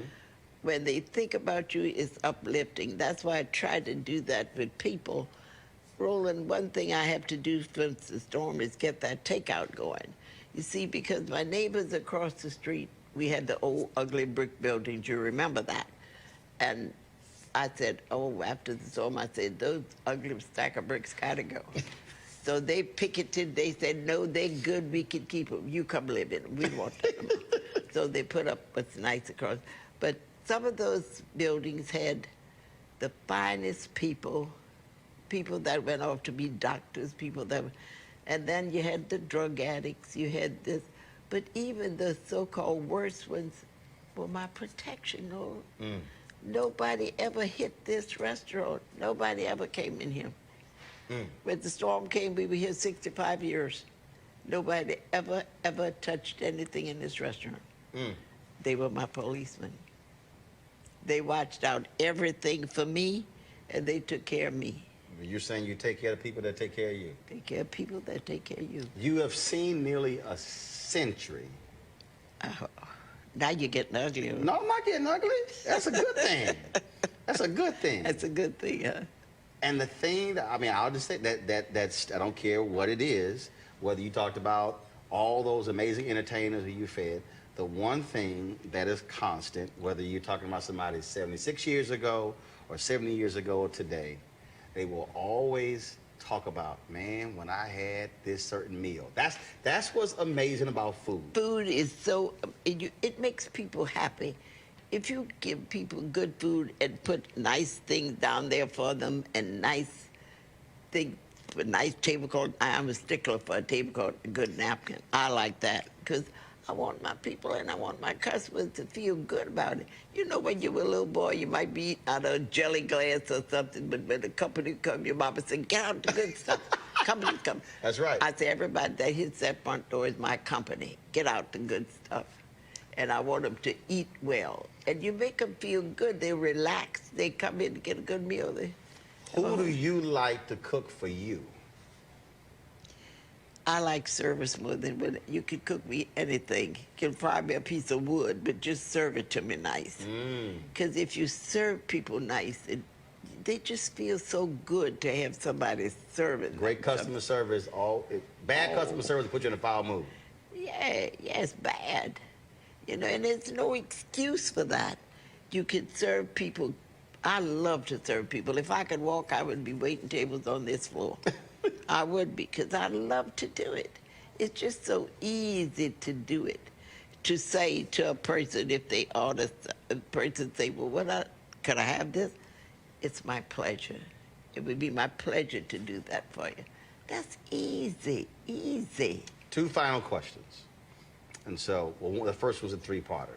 So, what is Leah Chase's favorite breakfast item? My favorite breakfast item. That you like to eat, not serve, but that you want to eat.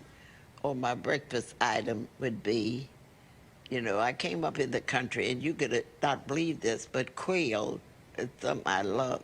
Really? Because I came For up... breakfast? Yes, for breakfast. Let me tell you. My mother, we lived in the country, and we had strawberry fields. That was strawberries, we picked them, and we sold them. And if the bobwhite quails would be in the tree, and they would come down to the strawberry patch and get, you know, you had your gun. You got that. So mother, and in the backyard, I'll never forget, we had these little plum trees. My mother used to make plum jelly. Mm-hmm. She would get up, and she would take those little quails. This was Sunday morning when you had time. Put them in butter, and you always had good butter because the federal government didn't give you no margarine. It gave you good butter. So when WPA gave us good butter, so we braise the quail in that good butter, brush them with a little plum jelly, eat it with some grits, good. And I served that to George W. Bush. He said, I never had that before, Leah, but I like it. Favorite lunch food? Oh, meatballs and spaghetti. Meatballs and spaghetti? I love meatballs and spaghetti. And, you know... Breaded meatballs or all meat? All meatballs. Okay. Good old meatballs and spaghetti. That's what I truly love. And, you know, I had a favorite general. And followed that general. I was a crazy little girl, and I think about it because I followed the war on the radio. Mm-hmm. I'm following George Patton. Mm-hmm. I thought George Patton would just... Of course, he wouldn't work today. George would have to be more diplomatic today. Yeah. They would shoot him down. You couldn't do that. But I love George Patton, and I was able to be friendly with his first aide. Mm. Yeah, Colonel Stillman. And Stillman was a history professor at UNO. I got all George Patton's book. Found out George Patton liked meatballs and spaghetti, too. So you were the George Patton of cooking? George Patton of cooking. But I got to change, Roland, because it's not working, you know? I can't go around calling people a stupid jackass no more. I got to do different. Even though they might be stupid jackasses. But you can't call them. You got to say, now, look, darling, this is not the way this is done. And don't you hate that? Yes, I do. Right, because I'm more like General Patton. Yeah, come on, do your work. And guess what? You want a general leading the war fight. Leading the war fight. But it don't. You got to change. I got to change. It doesn't work today with these young people. They don't understand. I know. But if you they don't understand criticism. There is such a thing as constructive criticism. Or a critique. Yes. So if you say, Leah, now don't you do this anymore, I'm going to say, okay, well, let me change it. And that's what made me. People coming in here saying, there you go. You know, no, you don't need to do this anymore because it's not good, Leah. So I listened to them. And I had so much help, I didn't know anything. And it made you better. Made me better. Favorite dinner food? My dinner food my dinner would have to be long. Got to always start with a cup of gumbo. Next thing, I want a salad. Okay. I want a good salad. And don't give me that little sweetie dressing. I like a lot of blue cheese, a lot of tough things. You know, I like heavy stuff. If you give me a good Italian salad, put some anchovies on it. I like that heaviness on my Uh-huh. And then after that, you can give me some chicken stuffed with oyster dressing and sweet potatoes. Dessert? That's good. I'm not too big on dessert. Really? No. Oh, I am. My mom baked cakes for a living. Part of my grandmother's catering I'm business. not so big on desserts. I'd rather have me a hunk of cheese and crackers and another glass of wine. So I got to ask you this here. So this is the last one. So you hear this old tale that and I can't wait to hear your response, that the greatest compliment to the chef is when somebody belches at the table. That is horrid. Your mother would rip you for that. Oh, my God, Roland, your mother would slap you down and send you to your room. Oh, you can't do that. No. So what is the greatest compliment to the chef? is for you to come tell me, it's just like my mama, or it's just like my grandmother. Then I feel good. Well, I would say, it's just like my mama, or my daddy. Yep. Because luckily I got both of them Yeah. who cooked for us growing up. When they tell me that, I know I hit somewhere good. And they all walks of life. Whites come in here black, but if they tell me it's just like my mama, I'm good. Well, I feel every good. time every time I come to New Orleans, I always got to come by and say hello to you. Well, and thank give you you a so kiss. much. Always love coming here, enjoying your food. I'm proud of you, Ro. Well, I appreciate it. That's the advantage of living to be 94, almost 95 years old. You see people grow. I see people grow, and I'm so proud of them. You know, I feel like you could be my child. You've grown up. I feel you did something for me by just growing up and performing and doing what you have to do. It's not about you and your children all the time. Mm-hmm. And you know, Roland, I never felt I had to have beautiful things. No. But if you had them, I'm happy for you. I could go sit in your beautiful chair. It's yours, but I can sit in it. I can enjoy it. Yes, you can. And so that's a wonderful thing to see people grow. And don't let me go in the house and I see like a furniture store. I don't want to see that. I want to see a chair from your grandma's house. Oh, yeah. No. see We don't have those rooms that are off limits. No. We sit on everything. And I want to see something that your grandma had, or something that talks to you. Mm-hmm. And that's what I learned about art. You know, years ago, what we didn't know anything about art. We thought we'd go to the grocery, buy a sofa, buy a picture to match the sofa.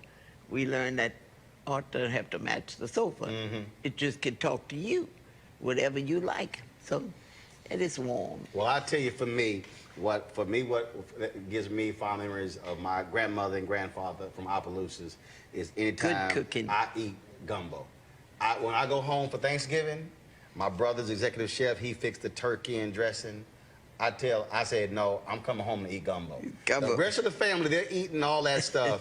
I'm over here, I eat gumbo the whole weekend. That's right. That's my thing. That's your thing. Trust. But you came from a home of good cooking. Those people in Opelousas can cook. Oh, yes. They can cook. And I'm paying for it, and my trainer's like, okay, let's slow it down a little bit so we can take some of the weight off, but then so we can eat more of the gumbo. Oh, just eat, drink, and be merry and live. Enjoy living. That's the most important thing. People worry about what they have on. Nobody cares what you have on. They don't care. They care about you.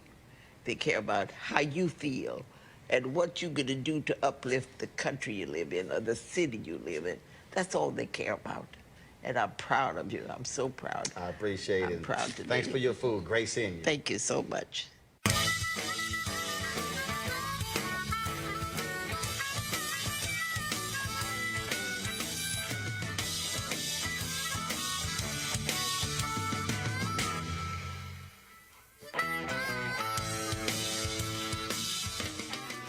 Y'all, we are having a good time here at our dinner party, honoring, of course, the great Leah Chase. She died Saturday, age of 96, the queen of Creole Cuisine. We've been telling stories, eating food, laughing at her stories as well, talking about Kwame over here just cleaning the hell out of these bones. I mean, I'm talking about cleaning these bones. And so right now, we're going to go to the phone lines. Chef Joe Randall, well-known chef. Joe, how you doing? I'm excellent, Roland. How about yourself? Man, glad to have you here. Glad to have you here on Skype. I'm joined in the studio by Chef Harper, Chef Kwame, and Greg Carr, of course, head of the Department of Afro-American Studies at Howard University. Well, we're happy to be here with all of you. Rock, I know. Kwame, I haven't met, but I'm very familiar with him, and I wish him continued success. And we are enjoying some food here. Rock brought the fried chicken. Kwame had the jollof rice. I fixed the gumbo, and of course the spaghetti. So this is not just a normal television show. I got throwing down. Oh yeah. Well, so I got to ask you, just share with us your thoughts and reflections about the great Leah Chase. Well, it's hard. Everybody that's spoken so far, I've been here through the entire show, has had wonderful things to say about Leah because she was a wonderful human being. She was a great chef and a good cook and a dear friend. It's just one of those things that you cherish her and you want to have told her that you loved her while she was living, because that's the kind of person she deserved those flowers while she was here. Everybody's got wonderful things to say about her, and it's deservedly so. But for about 30 years, everybody that I knew that was going to New Orleans, I would tell them, if they're not going to Inductee Chase and see Leah, they really shouldn't even bother to go to New Orleans. Because you're missing out on a treasure. That's first of all, that's correct, and you own that thing absolutely. Did you ever get a chance to cook besides her in the kitchen? Oh, I've had many occasions. The first time I cooked with her, in 1990, I was executive chef at Cal Poly Pomona University. And Leah was my first distinguished guest chef. She came out and 8 o'clock in the morning, she did a lecture demonstration for the public and my students. The president, the students prepared a luncheon for Leah and the president of the university. And after lunch, she worked in the kitchen with my students to prepare a meal for about 150 guests that night. So we had a wonderful day together that I cherish and remember to this day.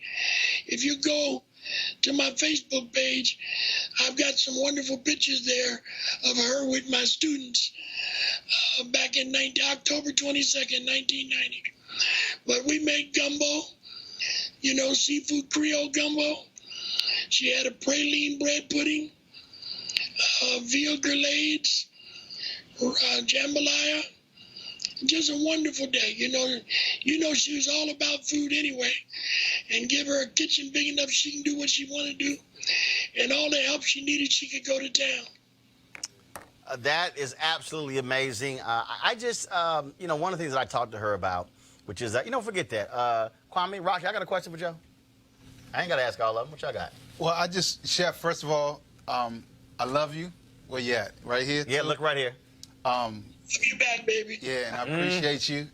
I guess for a chef coming, leaving a legacy or trying to make an impact, I look back and I was reminiscing and looking on Instagram, and I saw a lot of your photos with you and Patrick Clark and Leah Chase and just, a bunch of people that came before us. I even saw a young Tim Dean. Shout out to Tim. I just wonder what would be your charge to us, the next generation, or even the generation after sort of my generation, how to keep the legacy going and make an impact like Miss Leah Chase did and like yourself as well. Well, let me first share with you what she shared with me. About 30 years ago, I developed an organization called the United Culinary Association.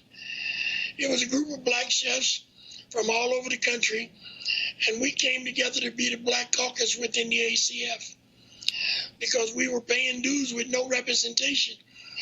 And so we decided that we were going to demand some participation and some things done to help us. Leah was very instrumental in that.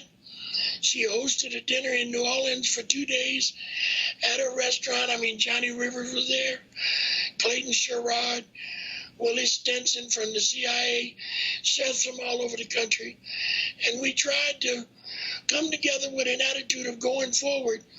And the one thing we came up with was the first thing we had to get professional chefs away from was denying their heritage. We all know what this is. It's hard work, long hours, and low pay in some instances. But the joy was that when people get a chance to eat what you prepare with your hands, it's rewarding. So what we tried to do is make people understand the contribution that African Americans have made to food in this country. Prior to 1983, there was no such thing as American regional cooking.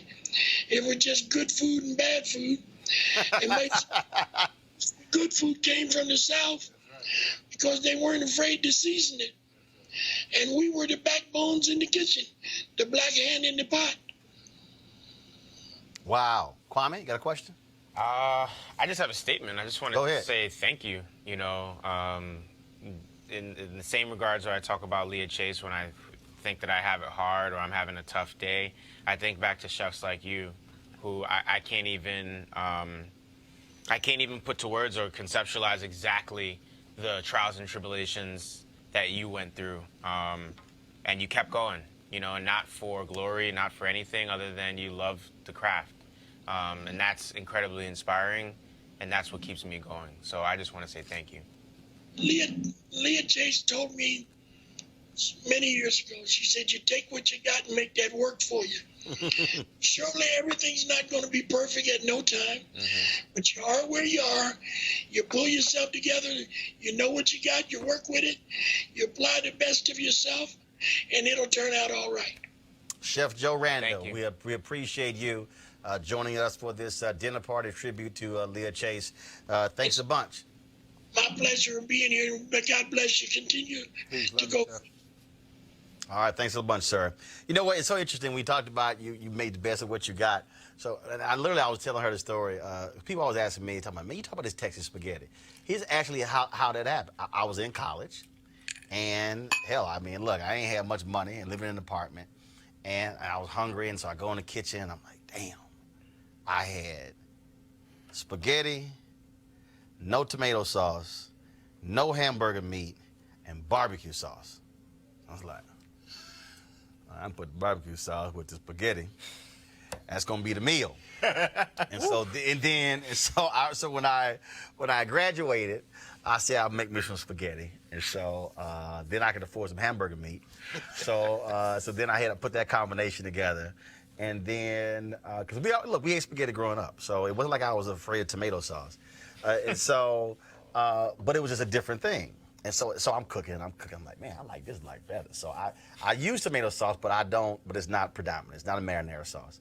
So then one day I was in the store one day and I said, damn, I want something different. I went, hey, gonna put some Italian sausage in there. Don't ask me how in the hell. I was like, I'm just gonna put it in there. Put it in. I was like, damn, I like this here. So then versus not just the Tony Chachere Creole seasoning, I'll use oregano, basil, and thyme. So I want and parsley. So I wanted that flavor. And I use Kraft Honey barbecue sauce. Kraft Honey barbecue sauce. So my brother, of course, executive chef, run our family catering business. He started talking trash. And I'm like, really? Like, give a damn? I was like, my house, I buy it, eat the hell I want to eat. So we had a family get together. So we go to his house, and so we all drive by. And so he's in there cooking, and I walk in the kitchen, and I go, uh-oh. I lean over and I'm like, what the hell is the barbecue sauce on the counter for? Chef. And you making spaghetti. No, he didn't. Chef. No, he did. Yes, he did. No, he did.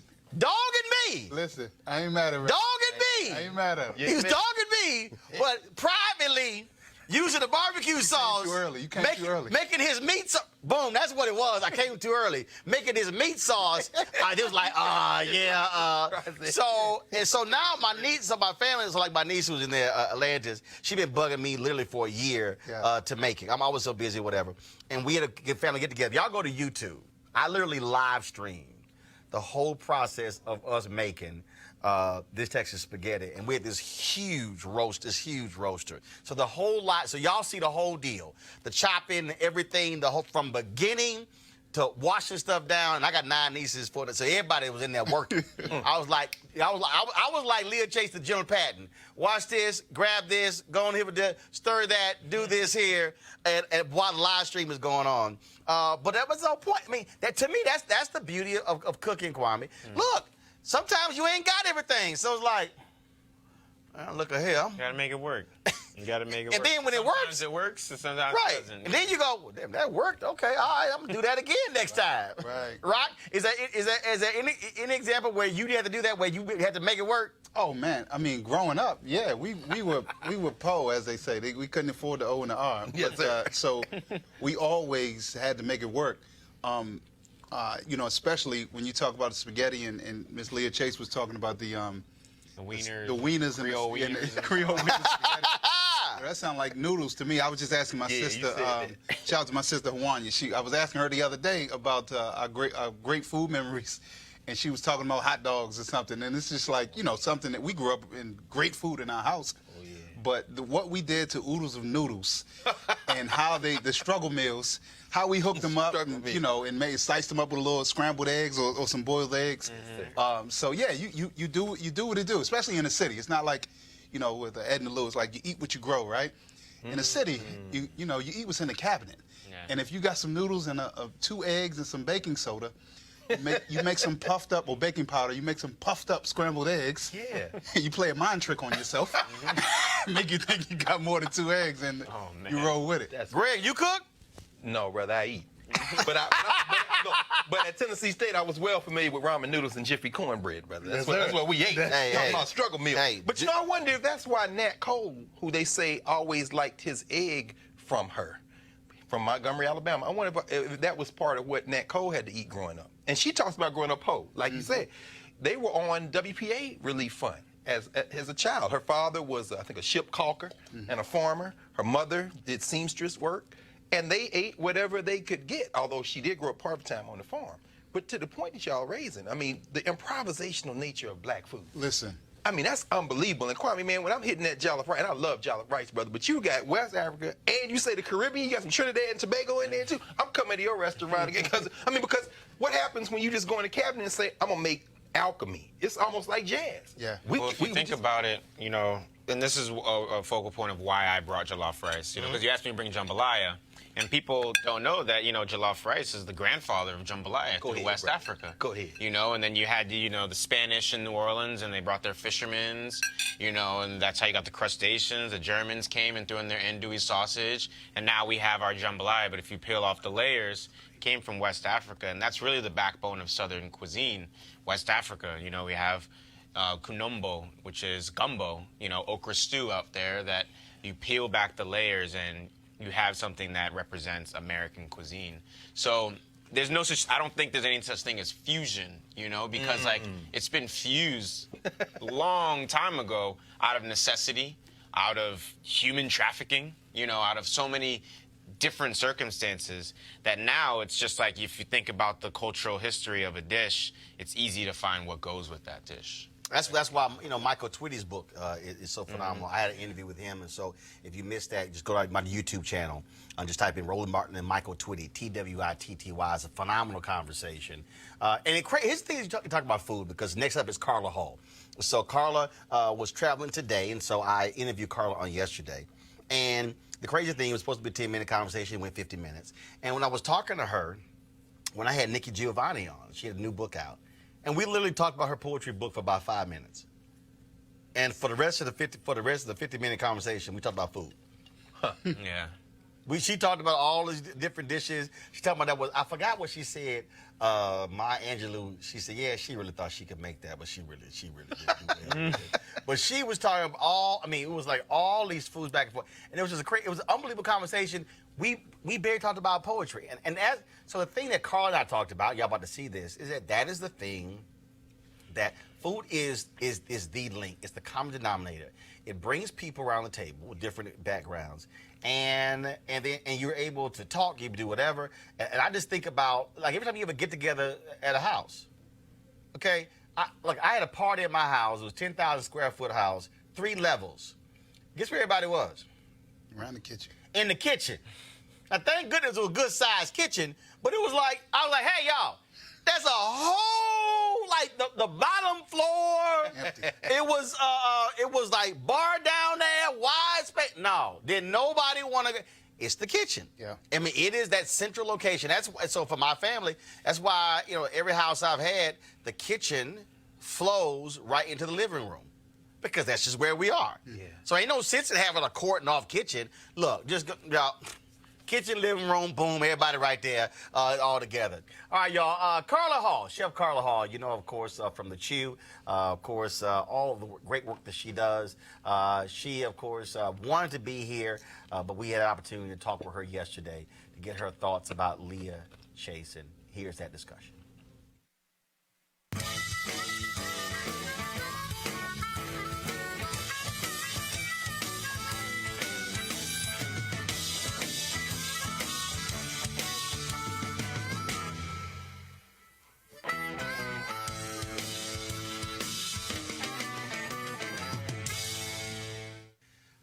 What's going on? What's up, Roland S. Martin? Well, first of all, we're actually in the same place in D.C., which is quite rare. We were sitting there trying to figure out. Yeah, we saw each other recently. I have no idea where. I'm just trying to think.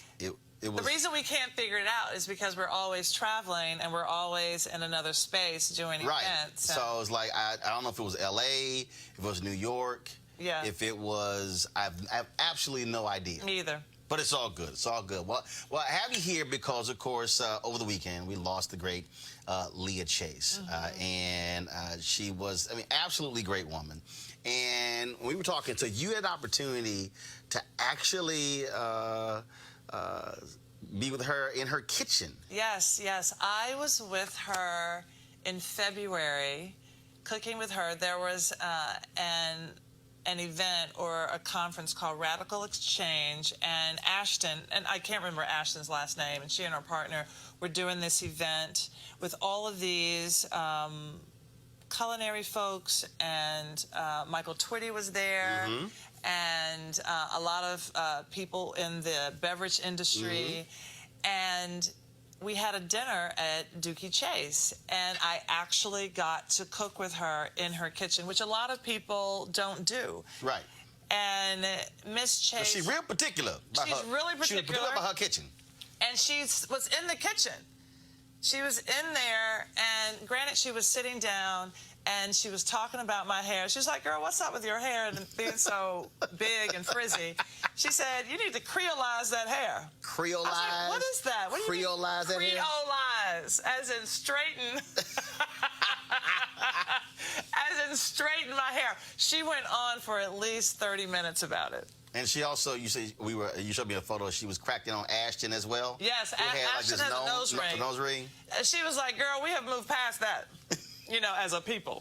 So she honestly just was so funny and so alive, and the respect and the love that's in that kitchen, in the restaurant with all of the art.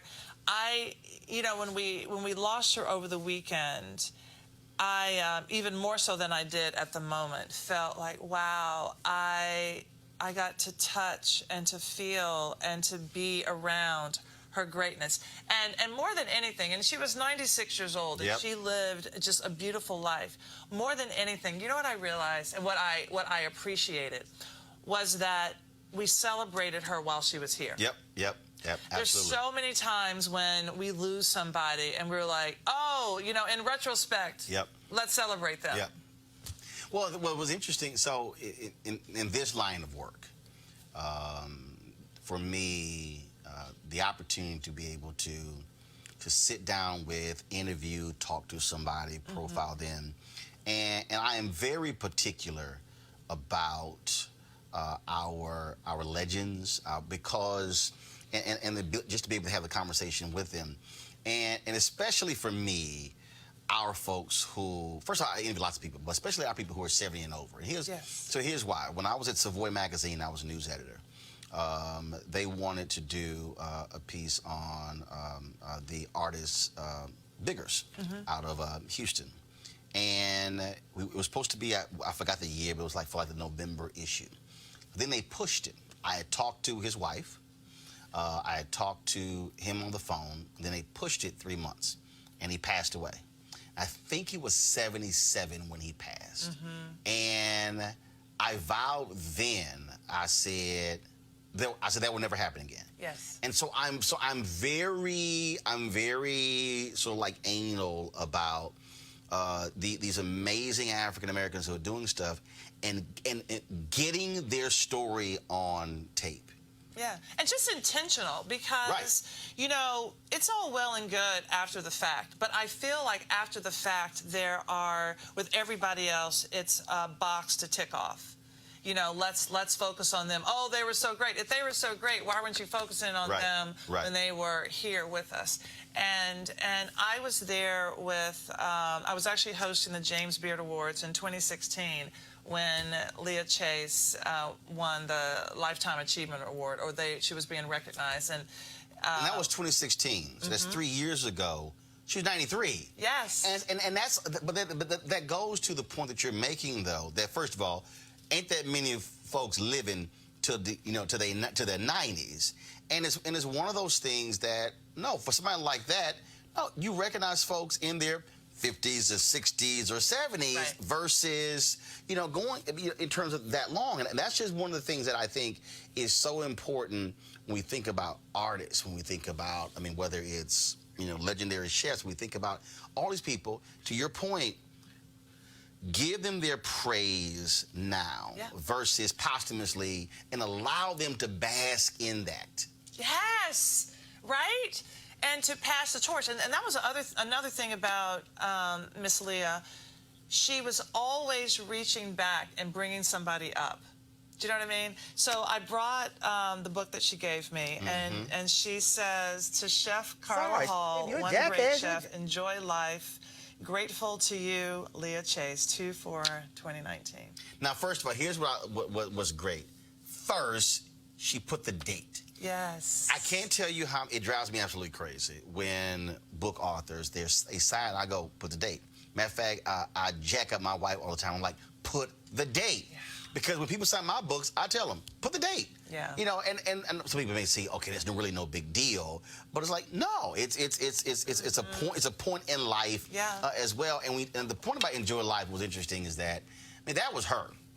She was in that kitchen in a walker, in a chair. Yes. When I interviewed her 2 years ago, she came out, she was taking her time.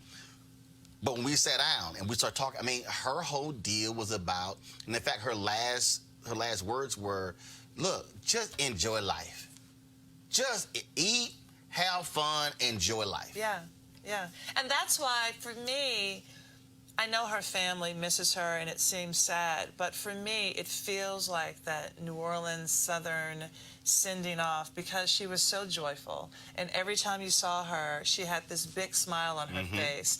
And it's about a celebration of her life. And of course, that's easy for me to say because I'm on this side of things, but just her energy level when I saw her in February was making jokes and laughing and tasting food. And then I was feeding her, I was doing a sorghum salad, and she was eating that, and she would taste it. She'd look at me.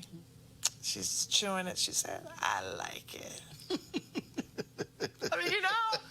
That.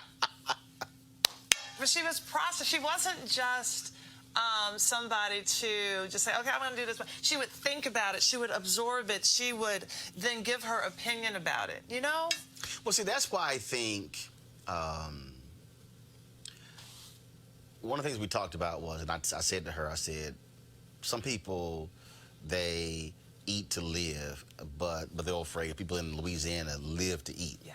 And the thing about especially black folks in food. I was recently at a party at the billionaire Robert Smith's house in Malibu, and all these people, different places, and so like all these black folks were congregated in the kitchen.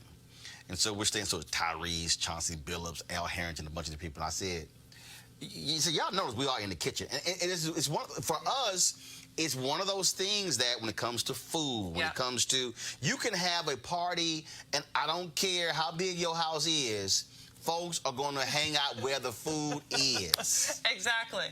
Even in her restaurant. So Miss Leah was right there, and there was something going on. They were doing a repast in the kitchen. There were about 50 people. We're prepping now for a dinner that night. 50 people coming through, taking a picture, because that's what it was. Even at her restaurant, people were coming through the kitchen. Right.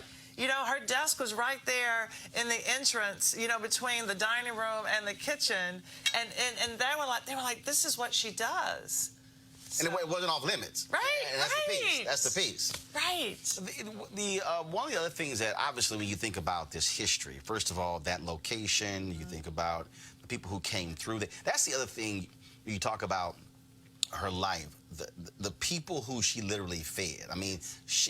She fed a who's who of America, but absolutely Black America. Absolutely.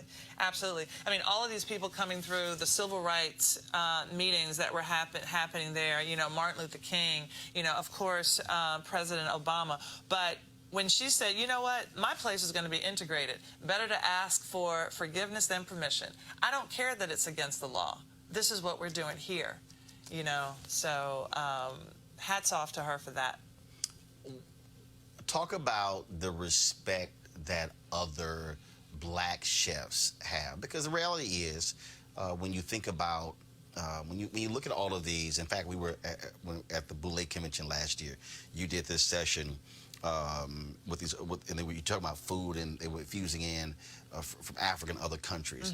That you sort of had. Let's just be honest, you had this sort of this white standard. Right. Okay, in terms of, who gets, who's the 5-star chef or the 4-star, whatever the heck it is, and who's the award-winning chef, as opposed to, for us, black people, we've known people who can cook. Yeah. Who can throw down. That's right. Who don't have any awards hanging on their wall, and don't also abide by whatever somebody else's licensing standards. And you like, oh no, I'll put my grandmama up against any of y'all French chefs or whatever when it comes to who throw down. Yeah. And that to me also speaks to who she was. Yes, she got these awards and accolades, but she was a down-home black woman cooking. Yeah, yeah.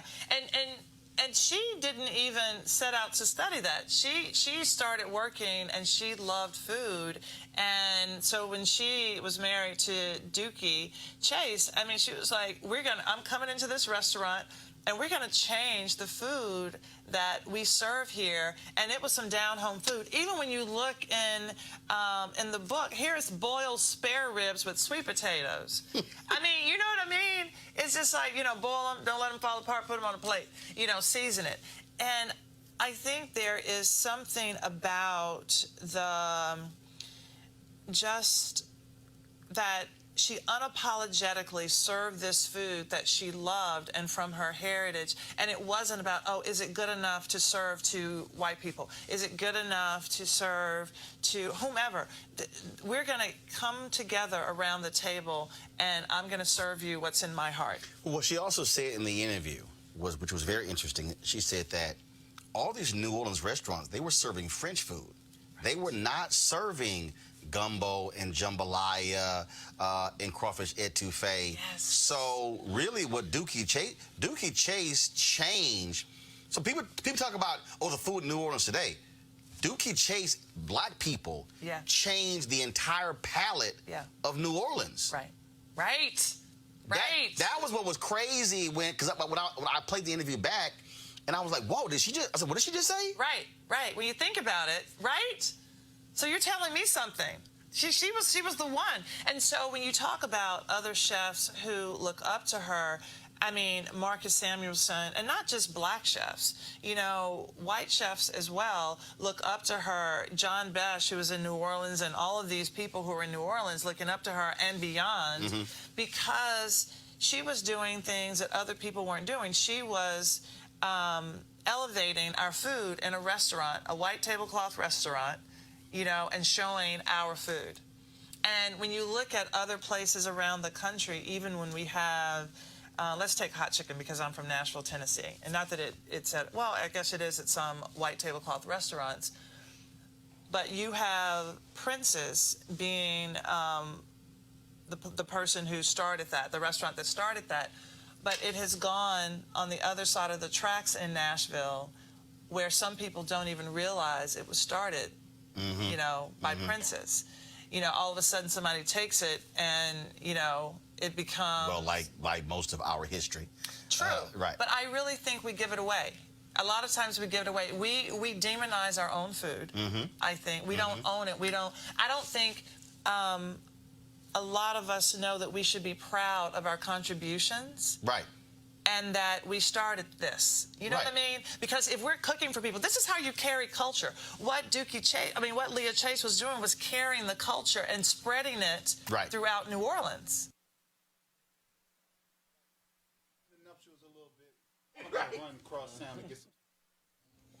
Is that it?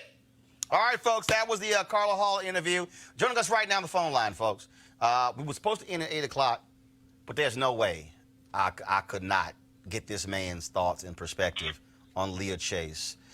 My alpha brother, former ambassador to the United Nations, former mayor of Atlanta, lieutenant to Reverend Dr. Martin Luther King Jr., a man who is accomplished in his own right, an amazing brother, Ambassador Andrew Young. Doc, how you doing? I'm all right, but you should start out I grew up about 6 blocks from Inductee Chase. I know that. That was the first question. That's why I said we got to hear from Andrew Young about Leah Chase. Yeah. No, it's she's a wonderful spirit that will always be with us. They'll always be talking about Sister Leah. And I heard her we honored her at the United Negro College Fund then a couple of years ago, and when she received the honor, she gave one of the most significant civil rights speeches I have ever heard. So she talked about the blessings that we've received and how we need to pass them on to future generations. And she got everybody that she spoke from what I've been meaning to say. I mean, I've been fighting for this in Atlanta and losing. So I would like to see the 1, 2, 3, 4, 5. No, 6, go ahead. We got you. Go ahead. That she talked about how beautiful everybody was. And she said, but now y'all need to wear those same dresses next year. And for 2 reasons. One, you look good now. You don't need to look different next year. In fact, you need to be able to get your big butts in that dress next year. And so she was, for somebody who majored in food, she was very conscious that you eat and you eat well and you can look good. And I don't know how it happens, but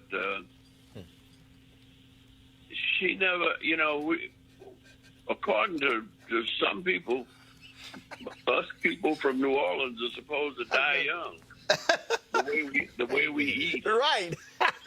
And what we eat. I mean, everything I eat is not on the doctor's list. But, and I haven't figured that out. But she was very conscious. And then, her grandson is here in Atlanta, Victor Heidel.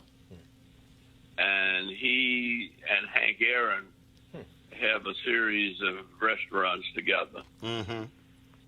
And the thing that he got from her was a business ethic. I mean, he runs 25 or so, franchises. And he keeps the business going, and he's about business. And he's also, they say by their fruits you shall know them. He also supports an orphanage in Haiti. And he goes down there once a year. And he's on the board with another young lady from New Orleans, Panchita Pierce, on her foundation in New York, where they're helping people who were in a Catholic mission. I forget what it's called, but and then here in Atlanta, he's a civic leader, and he's not running for anything, but he's into everything and he supports everything, and that came from Leah Chase. Ambassador Young, what was amazing was the meetings held there, the civil right workers she fed, the people who would come there. She said, I would give them some gumbo and some fried chicken, and they would go out there, whether they were freedom riders, SNCC workers, SCLC workers. You can't have a movement unless folks are able to eat.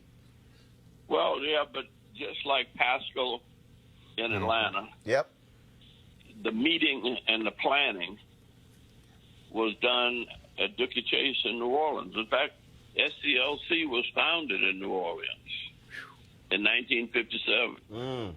Wow. Now, I was not in that meeting. I was still living in New York. But I'm sure they could not have gotten a pounding without Martin Luther King going by Dookie Chase. Well, she fed a who's who of America and certainly a who's who of Black America. You know, I'm sure there's somebody out there who's probably saying, Roland, why in the world would you sit here and going past 2 hours celebrating a chef? But I certainly believe, Ambassador Young, that we've got to give our folks they do. She was a businesswoman who led the town from her business. Wow. And, you know, but there's nothing demeaning about being a chef. At all. Because I mean, I always think of restaurants as like communion. And I said that in church one time, and a lady, you know, kind of took me down about it. But I said, you know, that Jesus said, when you break bread and drink wine, I'll be with you. And I said, that is not only true in church. I said, whenever what the scripture is saying, that whenever we're sharing love and food, there is the presence of God in the midst of where 2 or 3 of us are gathered together. There is the kingdom of God. That the kingdom of God is in our midst. And that's the message that Leah Chase passed on. I can't think of his first name now. Rudy Lombard. Yeah. Rudy wrote a book on New Orleans chefs. Well, Tanya Lombard, of course, her niece was supposed to be with us. The family is still grieving, and so, matter of fact, I'm texting her, letting her know how well the show is going. You know, we've certainly lost a great one. She lived 96 years. She packed a whole lot in those 96 years, and I just wanted to definitely be able to hear from you. You just turned 87 years young in March. And That's right. You still handling your business. I heard you were down at Operation Hope's Global Hope Forum, teaching as always. And it's always great, the chance to talk with you. We appreciate you, we love you, and we thank all that you've done for us. And thanks for joining us at Roland Martin Unfiltered. And I appreciate you always return my phone calls when I call. All right, God bless you. All right, my brother, thank you so much.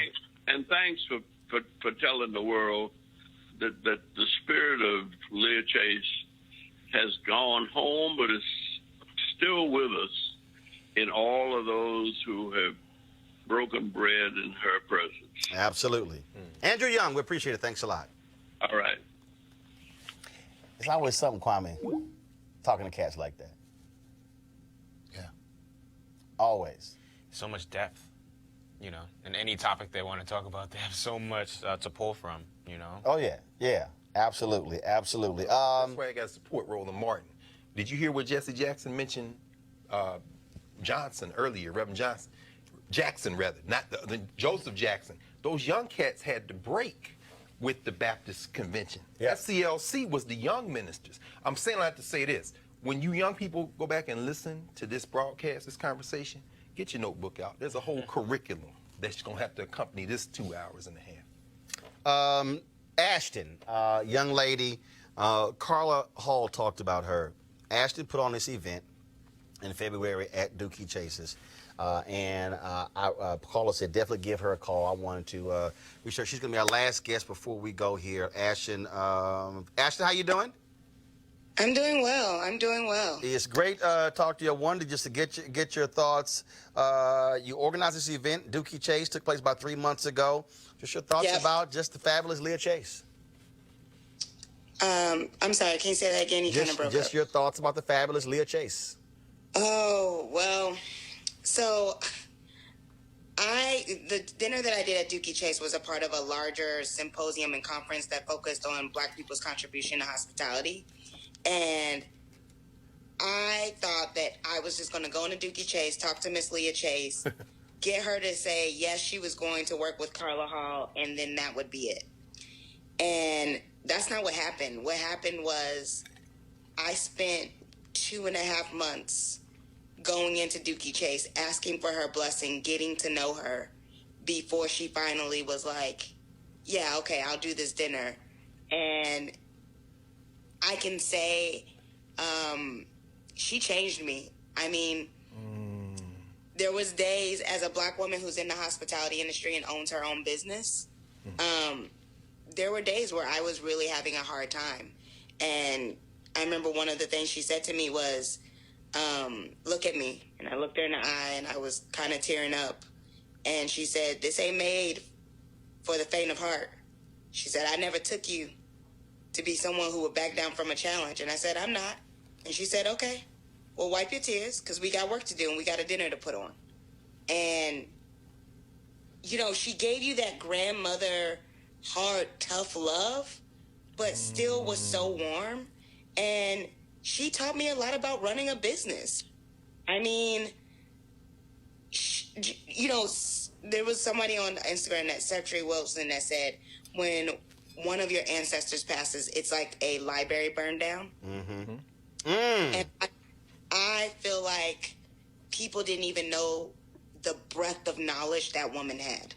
I feel as if there is a whole group of generations that I am mourning for them, that they will never have access to the layers of knowledge that woman had.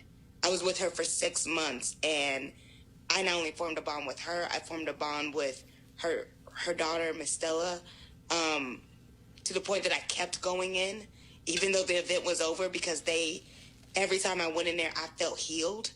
I felt as if I was closer to truth. I felt as if I was being held accountable for how I moved through space. And there's not a lot of people who look at you and see you. I'm not talking about look at you and see what you do, but I'm talking about see you. And she saw me in a way that, like, I can't put into words, and it wasn't just me. But she was also like, she was also a hellraiser. That's why I loved her, right? Oh, no, Carla told me. Carla told me she was. Carla said it, but like. Carla said that she was cracking on your nose ring. Oh my goodness! So I could not go in there without getting like cracked on. If it wasn't the nose ring, it was the hair.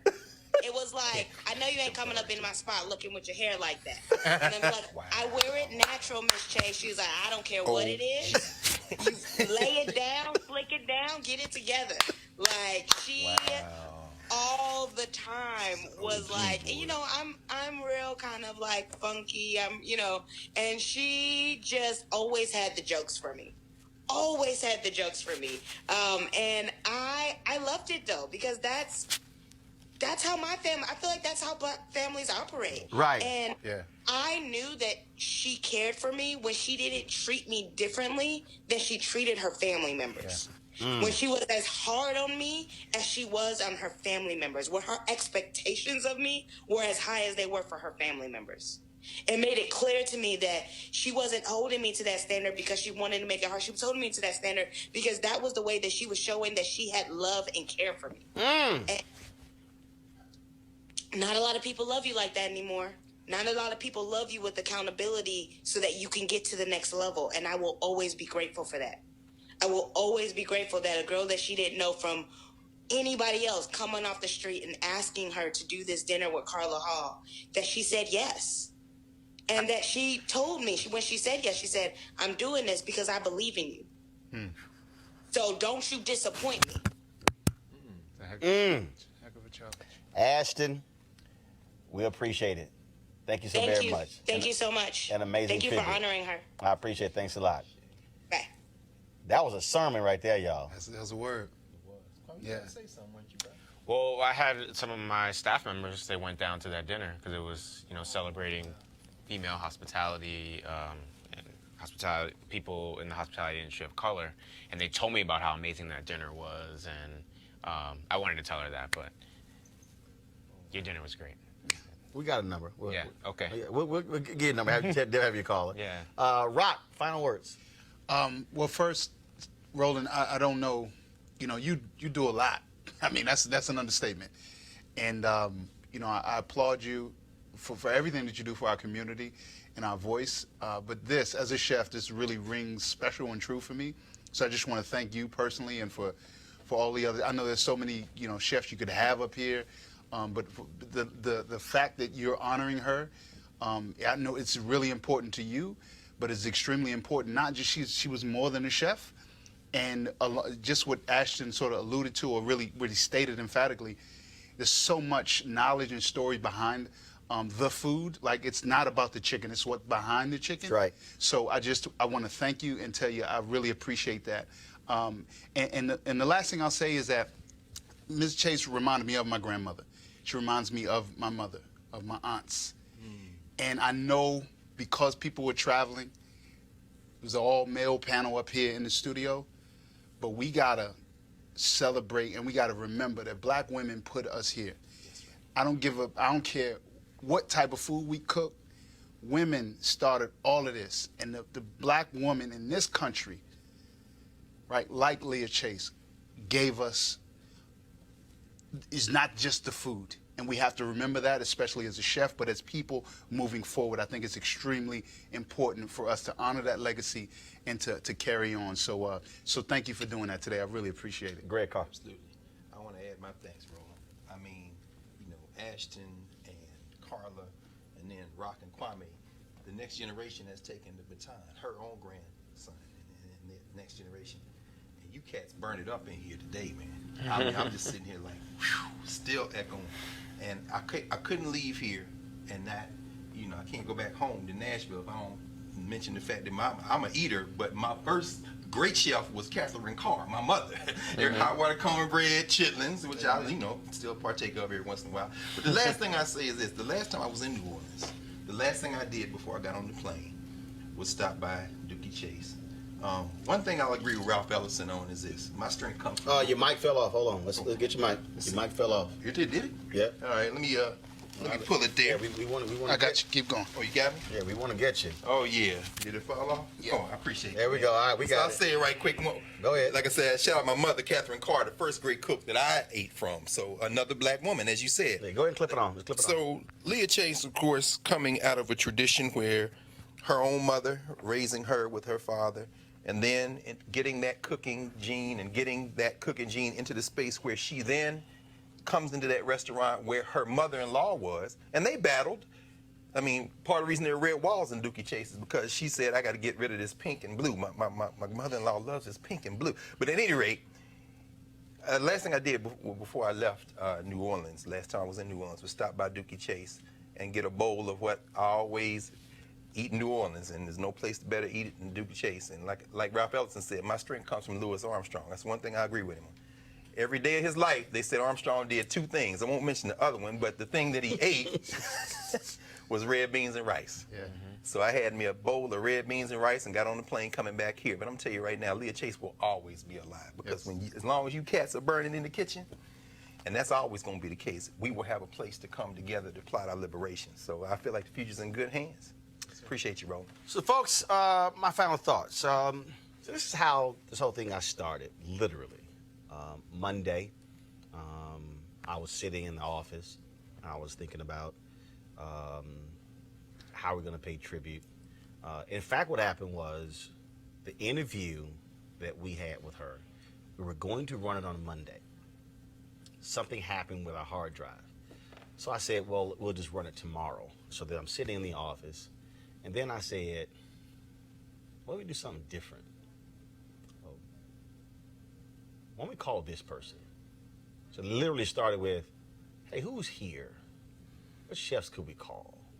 So, of course, I always talk to Rock. We've always done stuff. Like, well, call Rock. So then I said, hold up, Carla Hall. I got a number. Call Carla. And we had Michael Twitte on the show. I said, well, call Michael Twitte. And then I went with Tanya Lombard, her niece. I know Tanya. Then I looked out of the window, and so this table is actually behind this counter. Normally, this is not our set. And I said, how high is that table? And I said, what if we do a dinner party?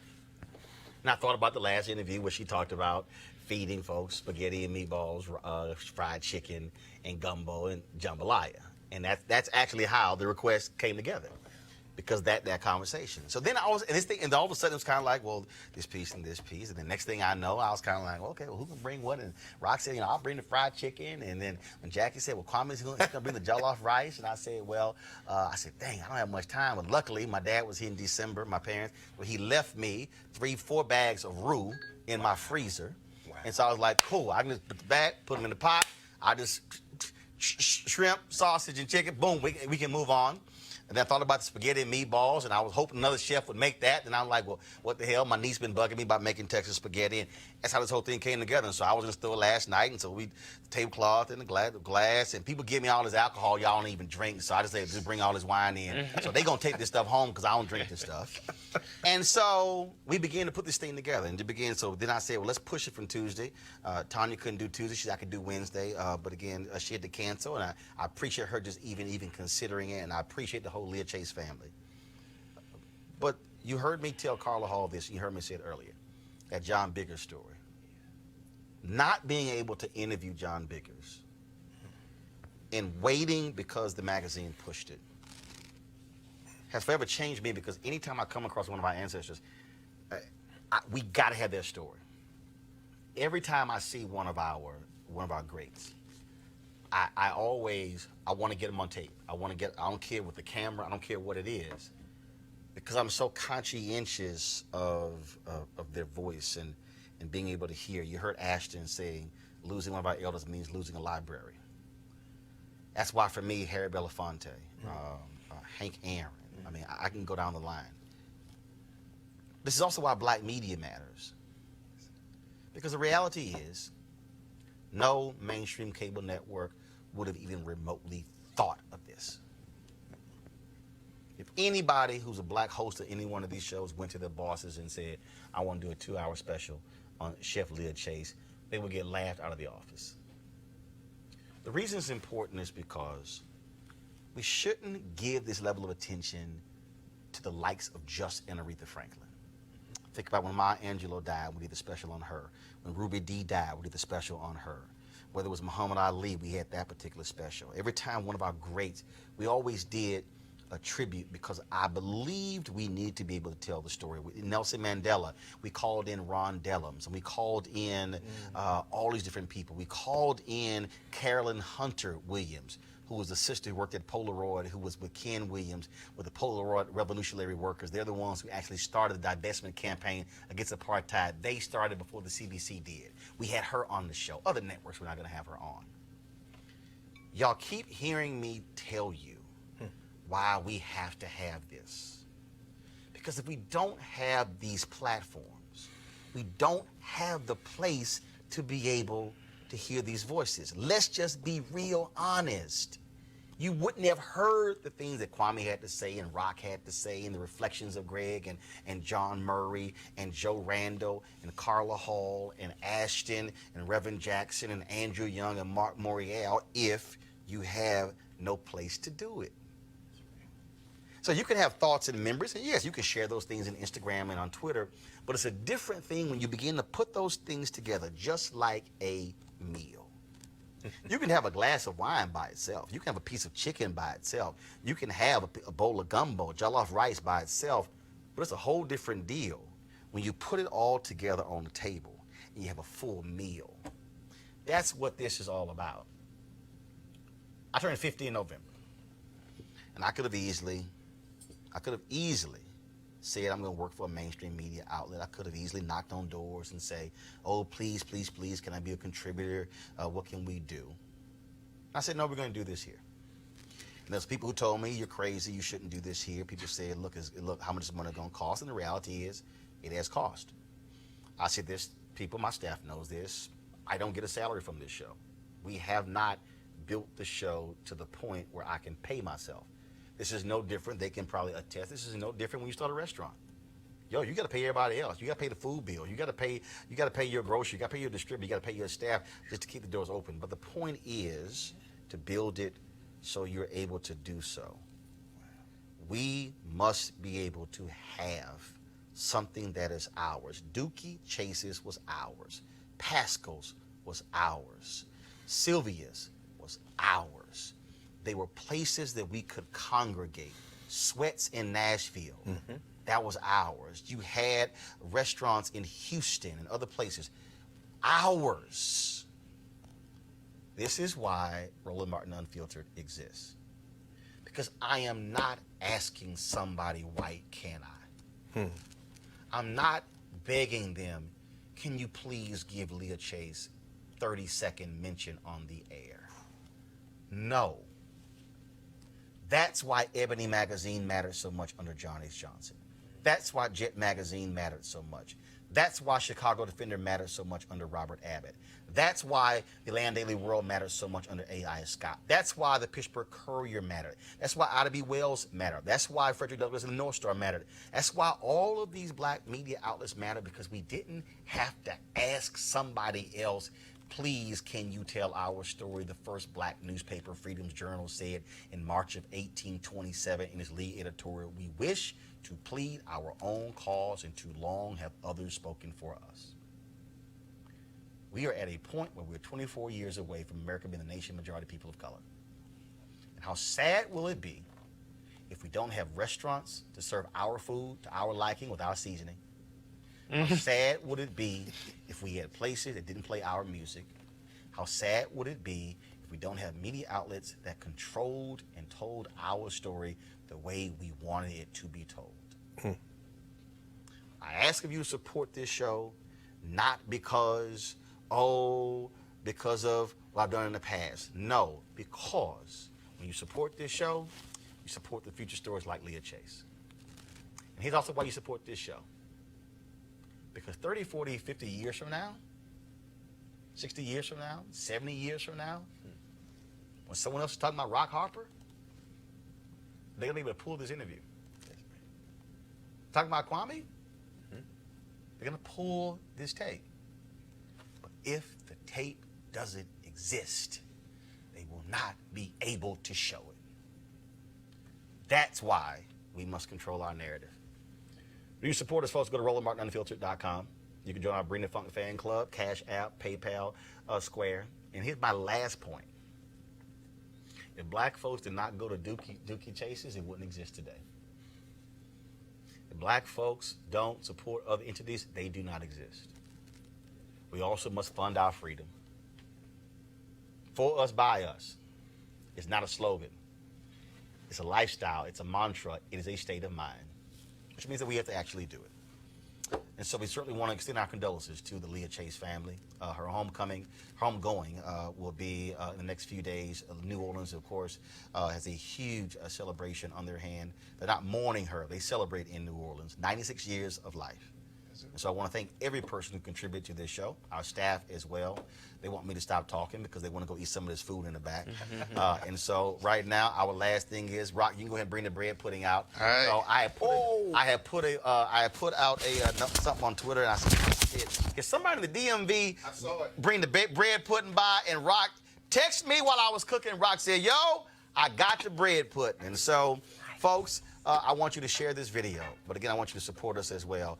I would love nothing more than to have 1,000 of our folks contribute at least $50, whether it's each month or whether it's a one-time payment, to join our Bring the Funk fan club.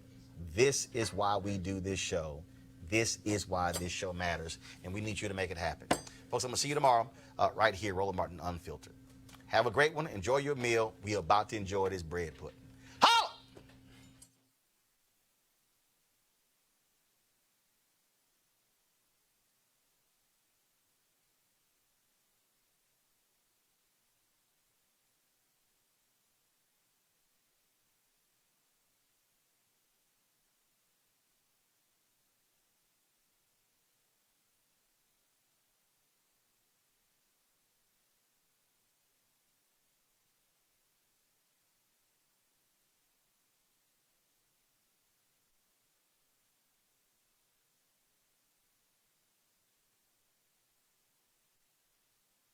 You want to support Roland Martin Unfiltered? Be sure to join our Bring the Funk fan club. Every dollar that you give to us supports our daily digital show. There's only one daily digital show out here that keeps it black and keep it real as Roland Martin Unfiltered. Support the Roland Martin Unfiltered daily digital show by going to RolandMartinUnfiltered.com. Our goal is to get 20,000 of our fans contributing $50 each for the whole year. You can make this possible. RolandMartinUnfiltered.com. You want to check out Roland Martin Unfiltered? YouTube.com/Roland S. Martin. And subscribe to our YouTube channel. There's only one daily digital show out here that keeps it black and keep it real. It's Roland Martin Unfiltered. See that name right there? Roland Martin Unfiltered. Like, share, and subscribe to our YouTube channel. That's YouTube.com/Roland S. Martin. And don't forget to turn on your notifications so when we go live, you'll know it. Hey fam, want to check out Roland Martin Unfiltered? The blackest show on all of digital, cable, and broadcast. Check out our audio podcast. There's only one daily digital show out here that keeps it black and keep it real. It's Roland Martin Unfiltered. Press play.